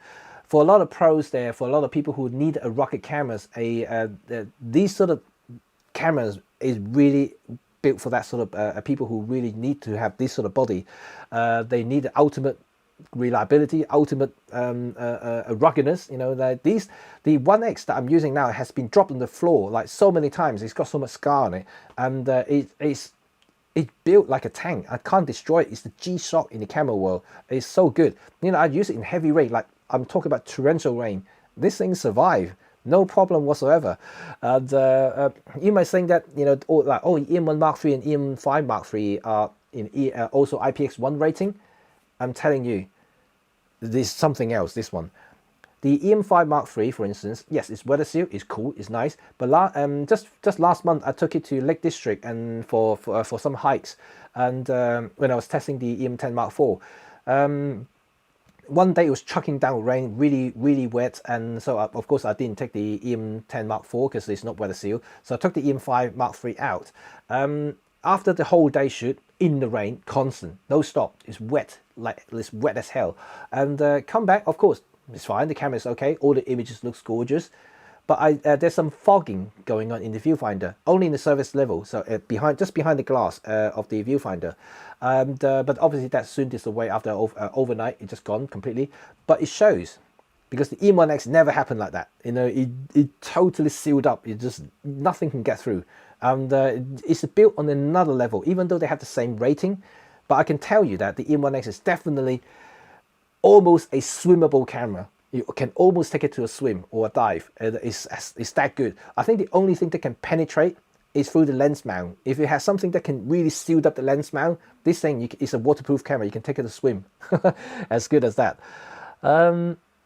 James Wong, hi for Brunei. Hello there. I use Adrian, you have a Hasselblad 500. Ooh, I love the Hasselblad. Lovely. Absolutely cool.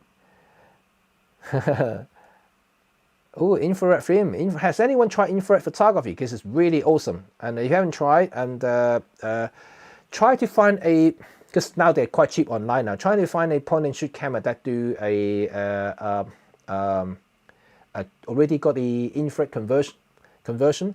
You can try one of them. You can get one for quite cheap these days. Just experiment. You know, of course you can convert your old Olympus camera for some money, of course, and you can convert into infrared camera. It's also cool. But you know, if you haven't used it or you just want to try it a little bit, you can get a second-hand point and shoot infrared camera online now. And I have one. I have a Fujifilm point and shoot compact camera that's been converted into infrared. It's quite fun sometimes, and just to experiment a little bit.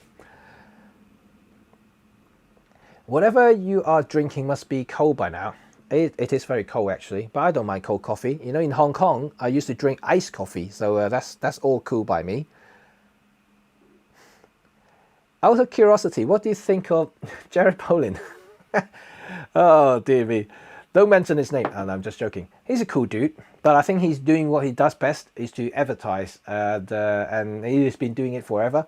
As much as he seemed to portray himself as a photographer and things like I don't see a lot of his work actually being produced in the professional level. You know, he tests gear, but there are two types of people out there online at the moment. There are actual professional photographer or actual photographer, regarding whether they're amateur or professional. They are real photographers, or there are technical reviewers, and there are two different type of people there. A lot of the people like the you know, Jared Polin and also Tony and Chelsea's perhaps, and these are reviewers. You know, they like to look at specs. That's what they do. They look at specs, they compare specs, they look at test charts, they look at they analyze pixels, you know, and so to speak. But they wouldn't have that appreciation. I mean, at least I don't feel it anyway. I don't have the appreciation and the passion of what a photographer would have, you know, and when they look at something. And I don't see many YouTubers or online people doing that. And to be quite frank, not, you know, I think there are some people are really good at that. I think, and James Winsor's are really good. I love him, and he's really cool philosopher in photography. He does talk a little bit about art a lot, and I do like his approach. And but there aren't many people like him, and certainly not to the extent that I would say that, oh wow, I like his work, you know, and that sort of thing. People follow him because people are consumers. Most of them are, and they just like to hear about the latest and the greatest. They like to hear about comparison, which a lot of people are interested in. They like to analyze pixels, as we all know that. And yeah, there are a lot of people like that. That's why their channels are really big, because they have the big audience. And you know, sometimes, you know, I do think that maybe I should change my strategy. You know, being online, and maybe I should do what they do, just being a kind of ass licking, you know, looking at brands and saying that you are the best, you know, like, oh, you got the biggest system there and do this, and oh, this. I'm not a salesman. I don't want to do that, and I'm still a photographer. You know, I just want to talk photography most of the time. And yes, I do work in conjunction with Olympus, and I do look at their gears. But most of the time, I do talk about the truth, because I use my own experience and talk about things rather than just say that I'm the better photographer. You know, if I'm using this gear, I don't try to do that, and I just show you my work, and that's it. I just let my picture do the talking in a way. So I just don't want to get into that sort of arena, because there's so many people doing that already, and sometimes I do disagree a lot of the stuff that they say, because they haven't really been in that sort of industry or this sort of environment that we're working in as a professional, that they don't see that because they haven't been there. And although, you know, they kind of talk like that they have, but I don't think they actually been there. But anyway, I don't want to get into that. That's another topic altogether. So, Instax film costs as the same as the 120 medium format, and the cameras are cheap compared to digital. Will Fujifilm ever start releasing new film cameras again, like the lomography are doing?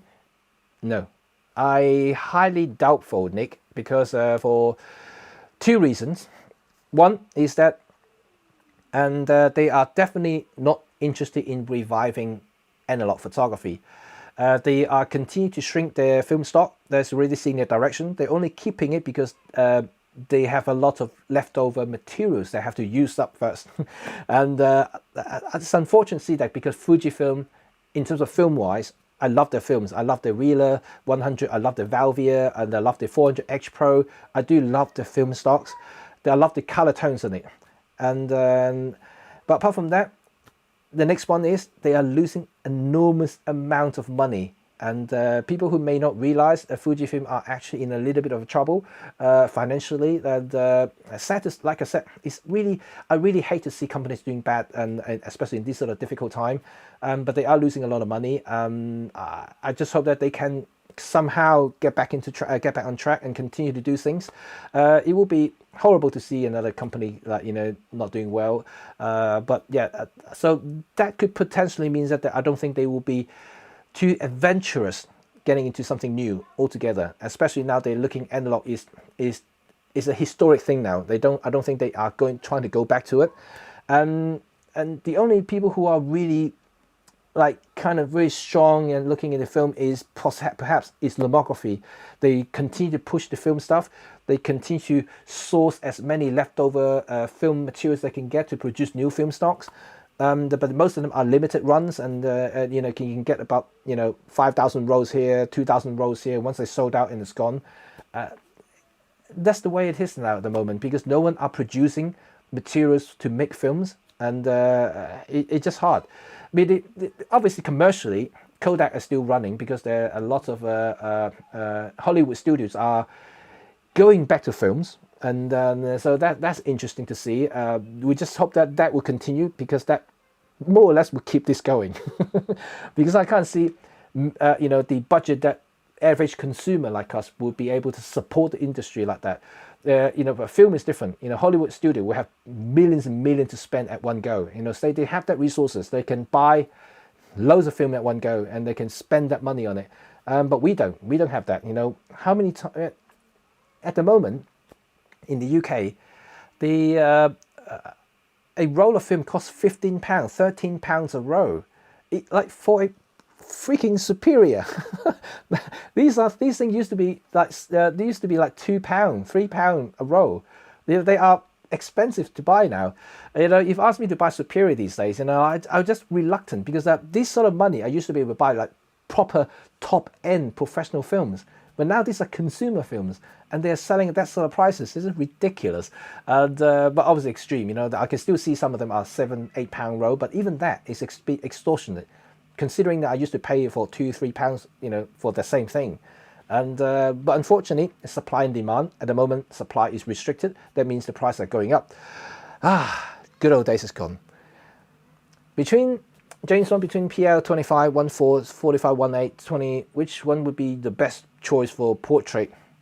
Straight away, 45, 1.8. I love that lens a lot, and it's pretty good, pretty darn good, and it's cheap. And out of the selections there you have there, and depending on your budget, of course, the 48 1.8 would be by far the best portrait lens and the most cost-effective lens you can get. And that's the reason why I actually use that in my professional shoot than the 45 1.2. Because, well, I'm in a very different scenario here, and because I'm looking in a work back, I do have something. Oh, I'm leaking too much. Stay tuned for my Sunday video. I'm actually having this as a topic. Stay tuned for my Sunday video and watch that. You'll know exactly what I use for my portrait shoot. So yeah, you will have my answer properly in a video term. Okay, Adrian, in film shooting, it has a black Bronica SQ AI. Ooh, I like that camera too. I have a number of film backs and I shoot different film by changing the backs. Yes, that's a good thing about these square cameras, and I do like that. Roman, hello, how are you? Late to the party, welcome back. You still hope the Pen F2. Who wants a Pen F2? Yay, me, I want Pen F2. I want it to come back. Only if Olympus listen to me, come and give me more power so I can talk to them. And I can say that to them, that I'm the biggest influencer in the world. So I demand a Pen F2 right now. Just put the bloody EM5 Mark III into that body and I'll have it. Doesn't matter whether it's £2,000, I'll pay for it. All right? Okay? Good. Okay. Let's say that oh, you have the EPL1 converted to infrared. That's cool. Nick Can, I use the Canon 1DX Mark III and the D6 camera for my work in action sport wilderness. Rumored pro mirrorless camera from Canon Nikon must be exceptional for me to switch to mirrorless. Who knows? I know that they're working on something. Well, Sony's already have the A9 Mark II already. That's supposed to be the action thing. And but I'll definitely hear about the Canon coming up very, very soon. Nikon probably still a little bit away from me, but I'm pretty sure they have something working already to compete with Canon, because that's always the two giant competing. But Nikon's also suffering quite badly lately, so it's quite hard for them to try to pump that out while they have restrictive budget to spend. Yeah, it's a tough world. I can tell you that. You know what I would buy in a heartbeat? The EM5X. Ooh, what have you have in mind? And I don't quite care about the fancy pen bells whistles of the E1 series, except PDAF. I want something bulletproof.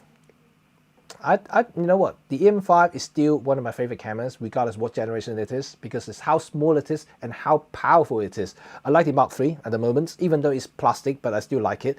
And it just because of the shape, its form factor, it's so easy to live with. Now with the PDAF, it's gorgeous. I can shoot video, I can shoot tracking with my kids running without having to miss frame anymore, because it's actually pretty good, or at least miss less frames. And so it's actually pretty awesome camera. Wow, you just bought yourself an EM5 Mark III for $686. Good deal. You have a good deal there, mate. Yes, that's very good. My future photography is my first pro lens arriving tomorrow, the 12-100. Enjoy your new lens. Congratulations. And that's a really cool lens. I love that thing. I think photography will be very important. Pictures are memories, and memories are live. Very much indeed, very much. I do. If you guys want to, I just did a talk yesterday for a very large group of photo enthusiasts, and yesterday about my journey in photography. If you guys want to hear about that, I can make next week's live to be featured as my journey in photography, how I started in photography, my journey throughout, you know, from how I started it and to what I am today, you know, and being professionals and all kinds of stuff. If you like to hear that, give me this, and also let me leave some comment if you want to hear my story. I already produced a slide with lots of photos, and I could just reuse that so you guys exactly know what I'm where or what went through my photographic career, and you know what got me started and things like that. There's a lot to talk about, of course, and but it will be interesting to some people, hopefully. If you guys want to know, I will do that next week, and it will be fun. It'll be fun. Okay, and amongst your photo gang, what's the ratio between Olympus users and others? As the less than 10 only users where I've met. In my friend circle, and it's quite mixed bag, to be quite honest. And I have a lot of Canon and Nikon, and that's for sure. Funny enough, there aren't many Sony. There are more Fuji, and yeah, I would say Olympus is still the minority, the smallest part among us. But when we go out, we usually enjoy the process of photography, actually taking photographs, then actually talk about gears. I mean, of course, you know, we're still interested in tech, so when we see someone having a new camera, we still always like, you know, oh, what's new in your camera? You know, we try to play around with it and trying to you know, have a little bit of a geeky thing going on. But most of the time when we go out, we just shoot anyway. But in terms of ratio, yes, it's a little bit of a mixed bag. But probably like you as well, Ollie would probably still the minority of the group.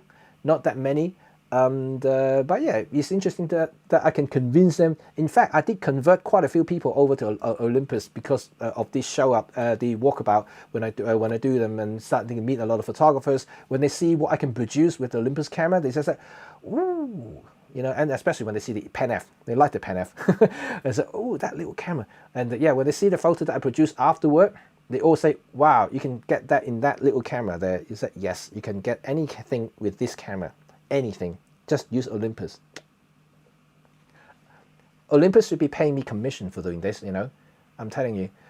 And you know how many people I have converted over the last 4 years? A lot of people, you know. And it's all to do with, to be honest, I think they converted not because of my selling.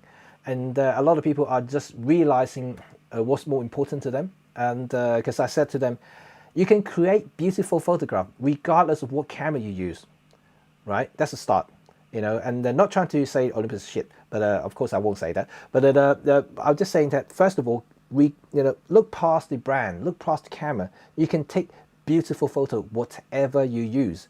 You just have to know how to take photograph. That's it. You just need to know how to do it. And but once you know, then you decide what tool is best for you. You know, like do you want a big heavy thing, an expensive thing, or you can have a Micro Four Third, save yourself some money and travel lighter, go to somewhere else and actually see the way yourself go travel, and they decide to go Olympus. So like, you know, I don't have to sell it. You just have to assess exactly what you need afterward. You know, and photography is a thing. You know, and I think everyone can take photographs.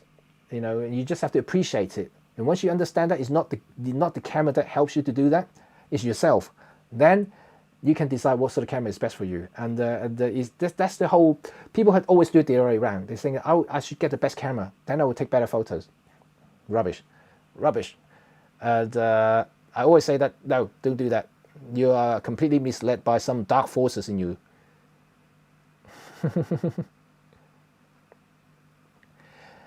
Martin, well, yeah, don't get me wrong. Reviewers are good because I learned a lot of stuff from them as well. Because obviously, you know, I'm a photographer. I'm not really a technical guy, so I do learn a lot of stuff from them. And so they definitely have a different view on things because they are looking from a technical perspective. They can look at how that feature could benefit something. I do like that part of it. And don't get me wrong, I think reviewers are good. But what I'm saying is that if you are a photographer, you know, and trying to look into what they produce is not necessarily artwork, and or I would say could potentially make you a better photographer. They can make you better understand what their product is and what the camera can do for you or what that lens can do for you. But that's all about it. But that's exactly what they are doing because they are technical reviewers. That's their job, supposed to show you the strengths and weaknesses of each of the cameras. And that's all about it. And I think it's cool. You know, some of the reviewers are, especially DP reviews. You know, and I like them, and they're pretty cool. Before they were camera stores in Canada, and I like those guys. I think they are pretty impartial. They rarely talk rubbish, you know, and or spread false rumors, and which I don't like so much. And but you know, they're pretty good. There are some other people who are pretty good as well, but also at the same time there are some really bad people. I just try not to do finger pointing.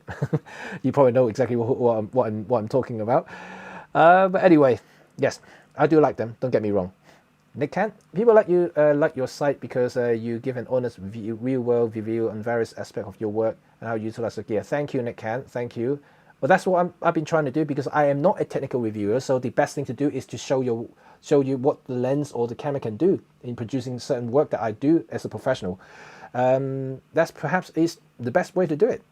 Oh, Rob's in the house! Yay, Rob! How are you, Rob? Haven't spoken to you in a while, and yeah, it's such a difficult past few months for me. Obviously, some of you might already know my story, so I don't want to repeat that. But yeah, it's been a long year this year. I think the 2020 has been such a weird year for me. You know, I almost I'm so close to actually stopping the channel. I'm telling you, and it's difficult. I went through a really rough patch. I'm telling you, I'm still struggling in a way because you know, I can't go out to work, and then there's still a lot of limitations there what I can do.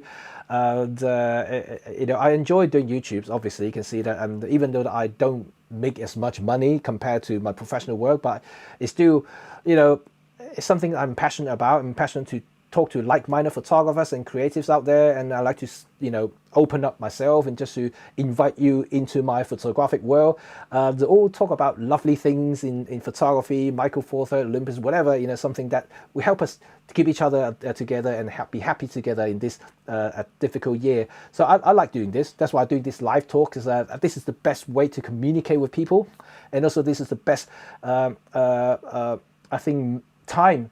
You know, like I'm only doing this once a week, you know, but this is kind of my highlight of the week because I can talk about what I think in my head, you know, about photography. I can talk to you guys about camera stuff. I can talk to you about photography. I talk about philosophy, anything, you know. I just so happy to be here, to be able to engage with people like yourself, and it's just fantastic experience. And I'm intending to keep this. I'm telling you, as long as I can be online, you know, I will keep this going for as long as possible, and this is really fun for me. And since I started live videos, I think since the lockdown in London, about March time, April time, and I haven't stopped. And well, I did stop for a month because yeah, you know what.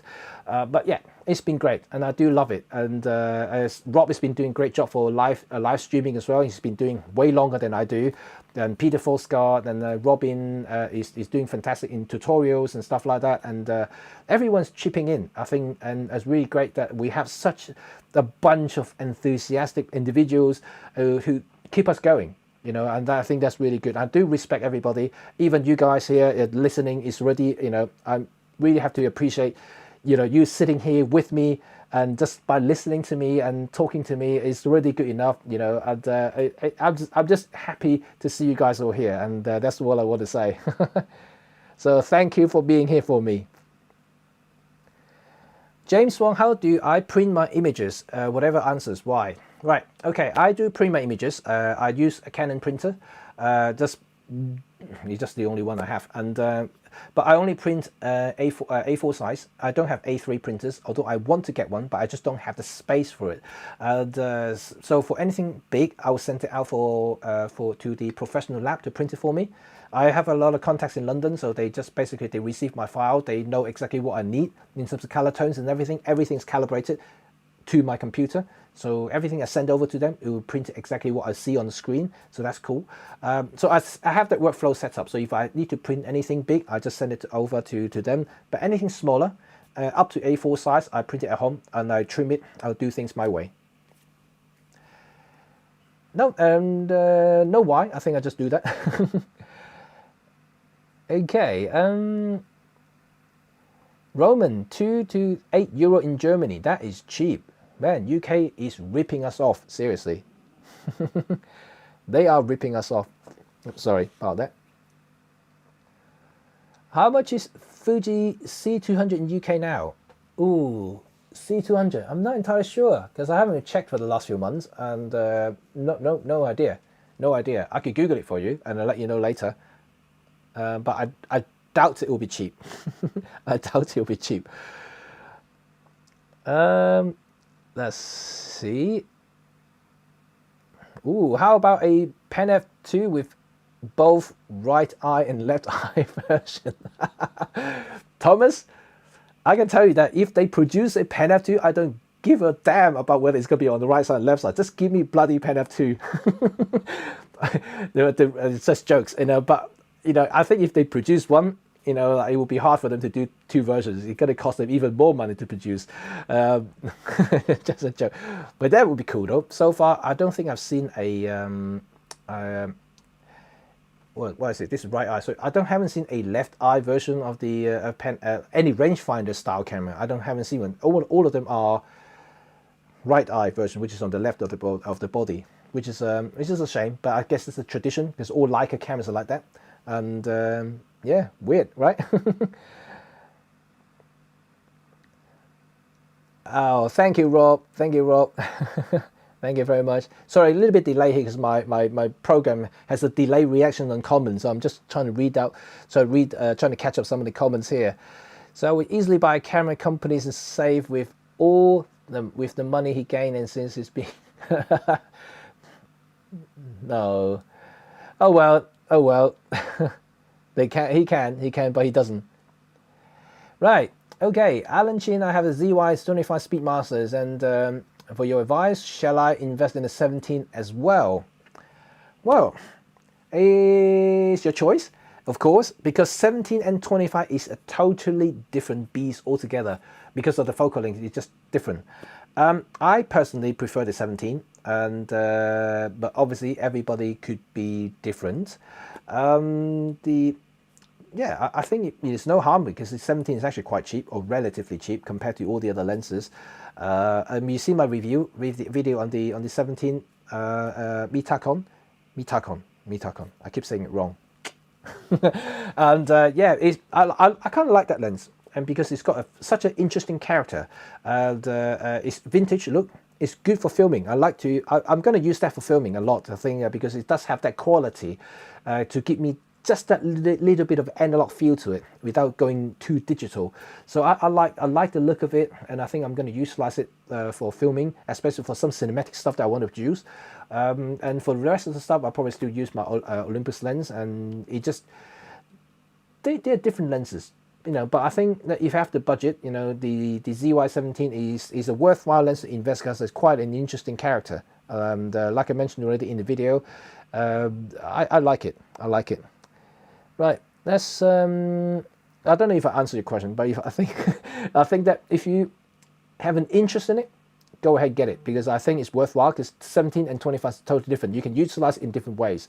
That's what I'm trying to say. So yes, you may. Okay, will we see a live collaboration stream with Rob Roman and Peter Forsgard? Well, ask Rob. Rob, I don't know. And we did a four-way thing before, and back in January, I think it was. And I think that Rob did say that there's a little bit of technical limitations in sort of bandwidth and things like that. And when four of us together, it was a little bit tricky. So that's why we kind of shrink it down to two persons at a time, and just easier to manage. Yeah, I think that could be cool. You know, I always want to go back to streaming with these lovely people again. I haven't chatted to them for a while. I did another live with Peter Forsgard back in March or April, I think it was. And that was it. I think that I haven't really been live again with any of you guys for a while. Maybe it's time for another Christmas special. Christmas is upon us, just a few months away now. It's scary how fast this year has passed. Okay, let's continue. Let's see other comments here. You're in pajama. I'm almost in my pajama just because I had to get out to get my cars for service, so that's why I actually changed. Otherwise, I'll be in pajama too.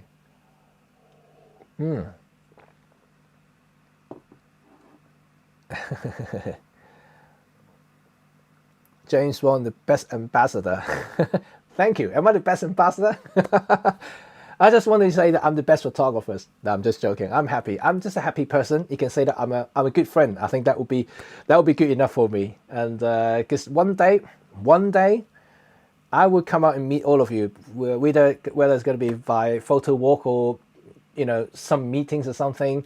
And yeah, it'll be cool to meet all of you, because it'll be good to put faces to faces and start to have a chat with a proper coffee mug and cheers or beers or whatever, something, it'll be really cool to just meet everybody. I would just love to do that. And hopefully that day is not too long.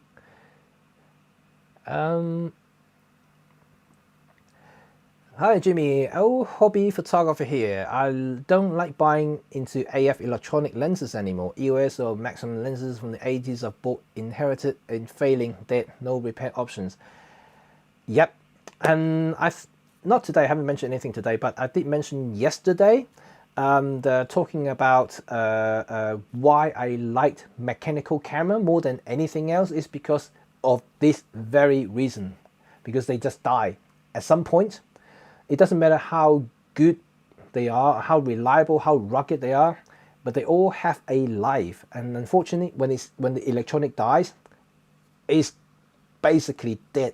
You can't rescue, you cannot resuscitate, it cannot do anything, it's just gone. And mechanical cameras, if something fails, very likely it's going to be a spring broken here, maybe something wear out. You replace that part, and because it's a physical thing, it's so easy.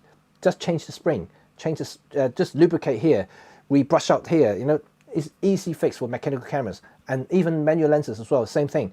And I think you can't beat a mechanical thing in that way. And if you're a photographer, keep a spare mechanical camera with you, and then you will set for life. Even if your digital camera fails, you have a backup that is guaranteed to work forever.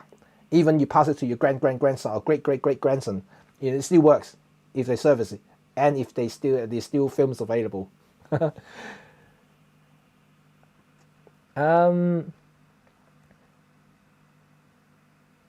Thank you very much, Nick Can.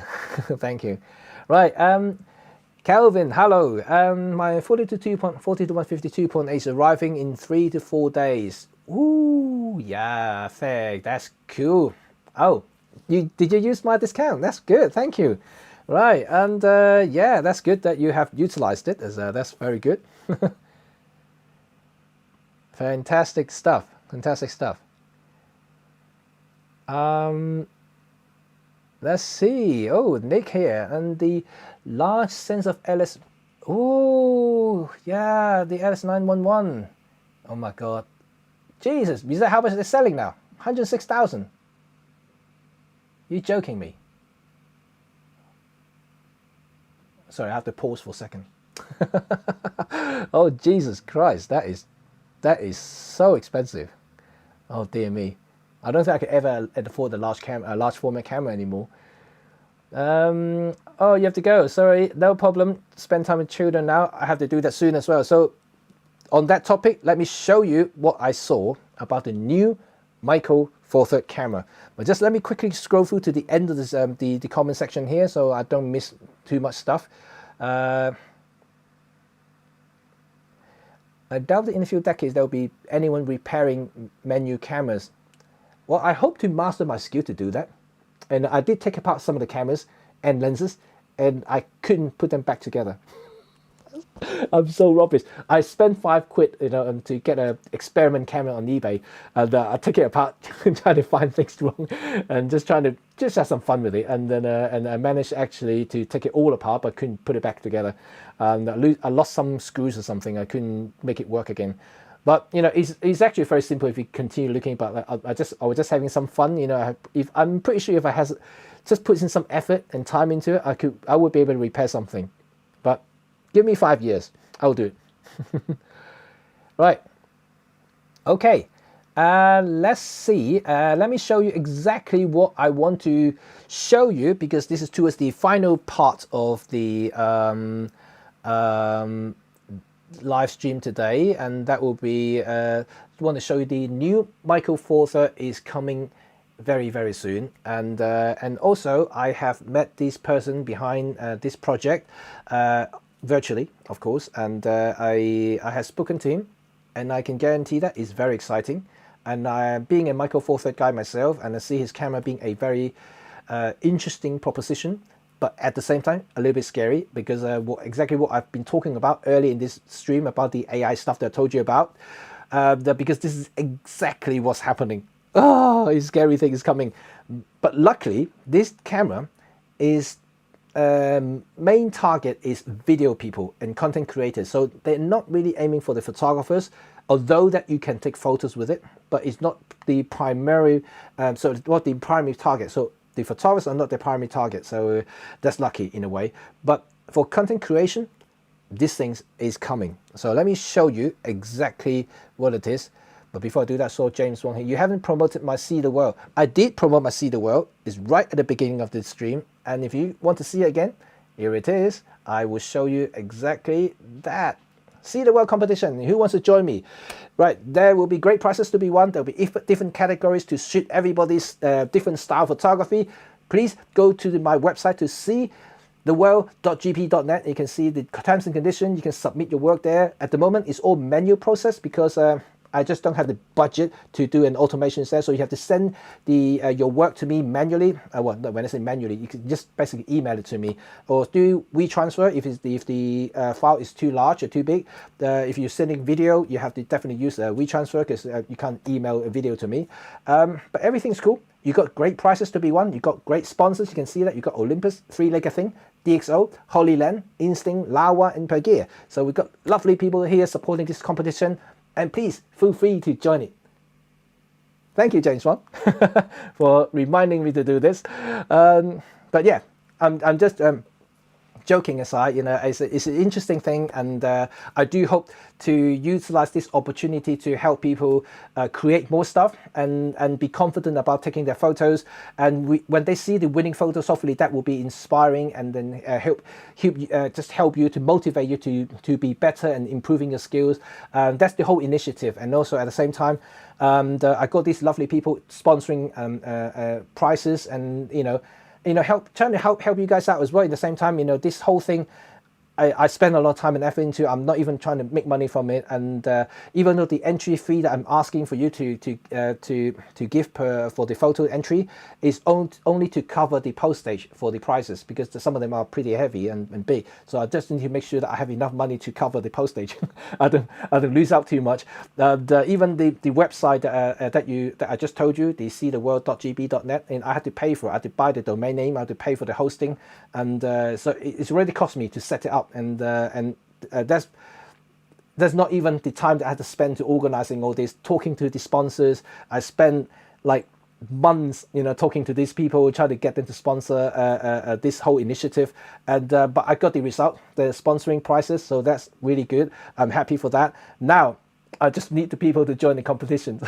And so hopefully there'll be enough people to join, and that will be cool. And I can't wait to see all your photos there. I did mention that I won't be the judge because I don't want to be biased, because I know some of your names already, and I don't want to be too biased. So I have independent judging panels, and they will be looking after your photos, but I will be doing all the announcement. I'll be doing the live announcement actually towards the end of the year. So hopefully it will be something to celebrate with your friends and family for Christmas. That would be cool, right? Okay, enough advertising. Let me show you the bloody new Michael Four Thirds cameras. Okay, and there we go. Let me share the screen. Okay, can I do that? Oh, there we go. Yes. Guys, this is Alice. Right. How many of you can see Alice? And let's see. Oops. Oh. Well, let me just play this little the animations here so you can see it.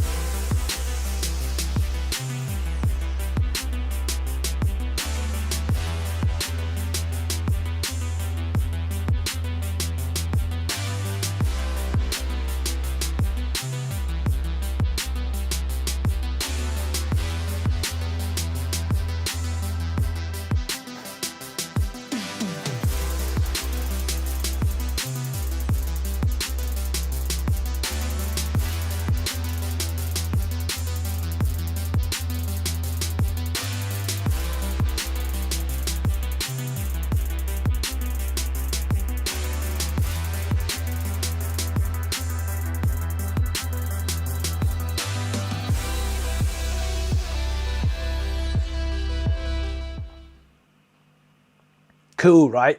How cool is that? Right. Okay. I think it's a very interesting camera. Let me just go back to my screen now, and so I can talk you through a little bit about this. Right. Okay.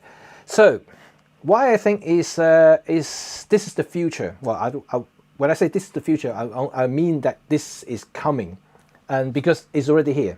And when I spoke to the founder of this project, and obviously there is a lot of things I cannot say, and there are some unannounced news and unannounced stuff that I cannot disclose.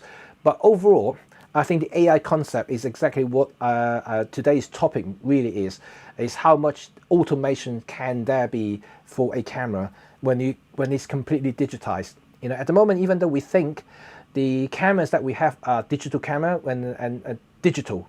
But it's not actually that digital. I don't know if it makes sense, because if you look at the likes of the EM1X that I'm using right now, I haven't got any camera with me at the moment, or any other camera that you see at the moment, there are still a lot of physical things there, such as the shutter is still mechanical. There's still mechanical shutter that, although you can illuminate it by just having a global shutter or just electronic shutter by default, but there are still a lot of mechanical design within the body. And also it's not actually driven by a proper operating system. Nothing. So it's not really a computer in a way. So it's still an evolution, a transition between the old analog world to being a completely digital product. It's not quite there yet. So this camera is more a digital, a first generation of full digital camera. So it runs in a independent OS. Is completely different. And is going to be AI driven, so everything that doesn't rely on PDAF. Yeah, you heard that right. There's no PDAF, there's no CDAF, there's nothing like that completely, because it uses the sensor to read out the actual scene itself, and the AI, the brain, was starting to translate the scene and tell me whether that's going to be human or something in front of the camera. And by doing that, it will also recognize in terms of spatial wise, you know, what is closer, what is further, and by that determining exactly where should be focusing. And that all these are done automatically, so there's no human input needed. You just have to point the camera, bung it on the tripod, it would just do it by itself. And it sounds pretty interesting. This is exactly what I said earlier. You don't have to do anything anymore. You just basically have to put the camera down and point it to something, and that's it. So without too much information there, I think it's an interesting product, I can certainly see the use of it, especially for, let's say, content creator like myself. And for doing live streaming like this at the moment, and if I don't have to touch anything, nothing, and it's good for this sort of interactions here, and I don't have to physically turn things and do things and set up everything, and everything is done automatically. And even when you go out shooting, and because quite a lot of the time now, since Trace is not with me anymore, and to do videos, I have to do everything myself. It can be a little bit tricky and challenging at times. So having something like this is really, really cool. And that's why they actually target this for content creator, perhaps like myself. And I can totally see it. You know, this is a very niche market, but it could potentially be the first step of many. Because once people are starting to get used to these sort of technologies and AI stuff and whatever, you know, it could be big. And like I said earlier, we had the discussions there. How far can this technology go? Is literally limitless. You can't possibly imagine, you know, and the number of options, number of routes that you can take to develop things. Because once it's there, you know, it's just up to your imagination, because the AI is there, the brain is there. You know, all you need to do is train it to do something else, and it could just continue to grow, become bigger and better and everything. So like, this is really, really something. I think very exciting indeed. So what do you guys think about that? And I had my say, and let's see what you guys said now.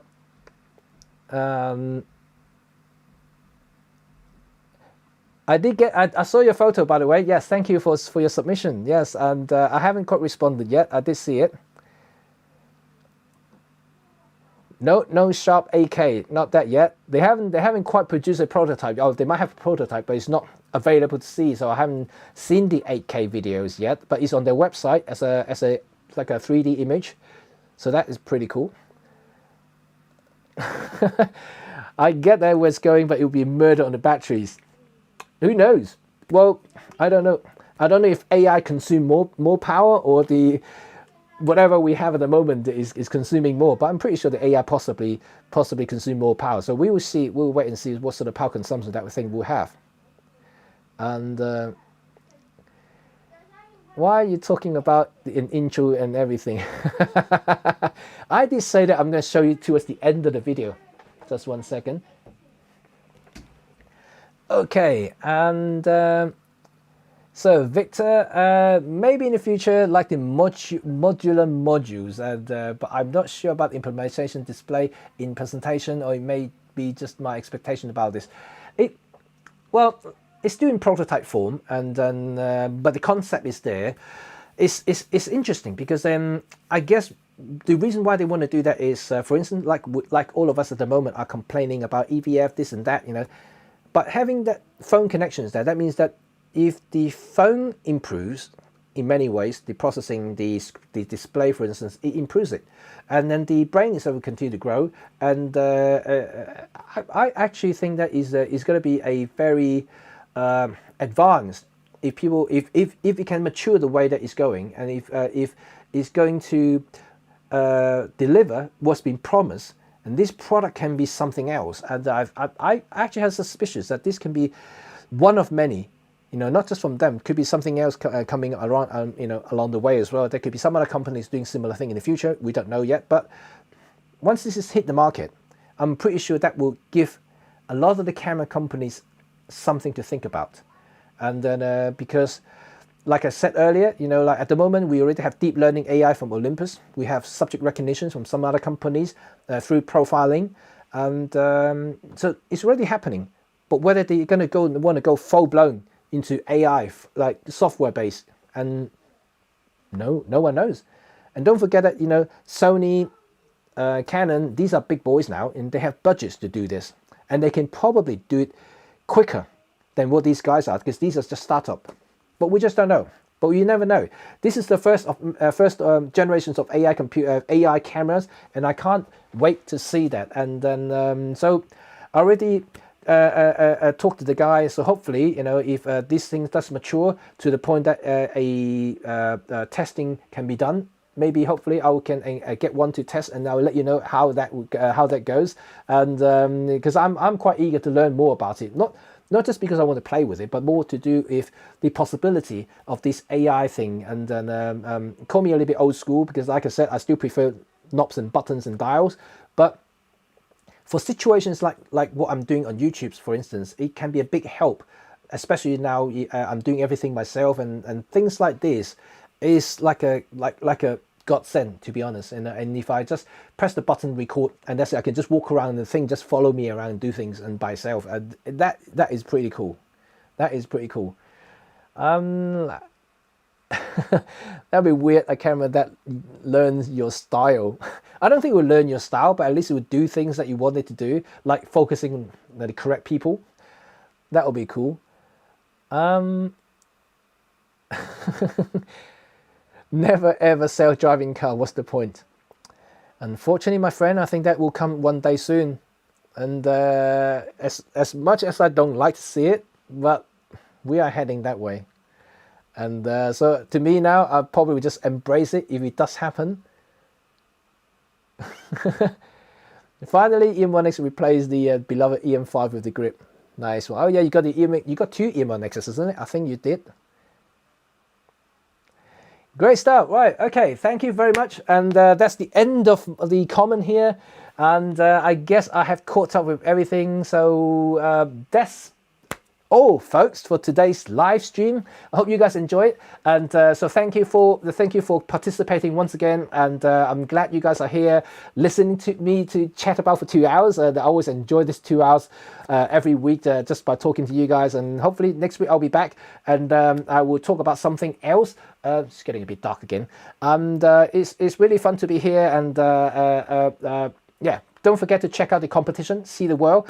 Like I said, don't waste these prizes because they're here to be won. And I do want to see more photos, just to make it a proper competitions, and they will be fun for everybody. And I do want you guys to take these prizes away rather than wasting it. And that's all I want to say. And like I said, hopefully one day when it's safe to travel once again, I will be go travel and meet some of you through photo walks, through meetings, whatever, something. Even when I do photo walks in London, hopefully some of you can join me as well. That will be cool. And that's all I want to say. So thanks again for joining, and I will see you all next time. And don't forget, if you have any question, anything, leave some comment down in the down below, whatever. Yep, not at the moment, but down in the comment section, or just PM me on Instagram, on Facebook. You know how to get me. The social media is up here. You can follow me there. Yep, I'm communicatable. You can reach me anytime at once. Obviously, I can't respond all the messages at once, so it will take some time for me to reply usually. So, but I do try to reply as much as possible. But bear with me.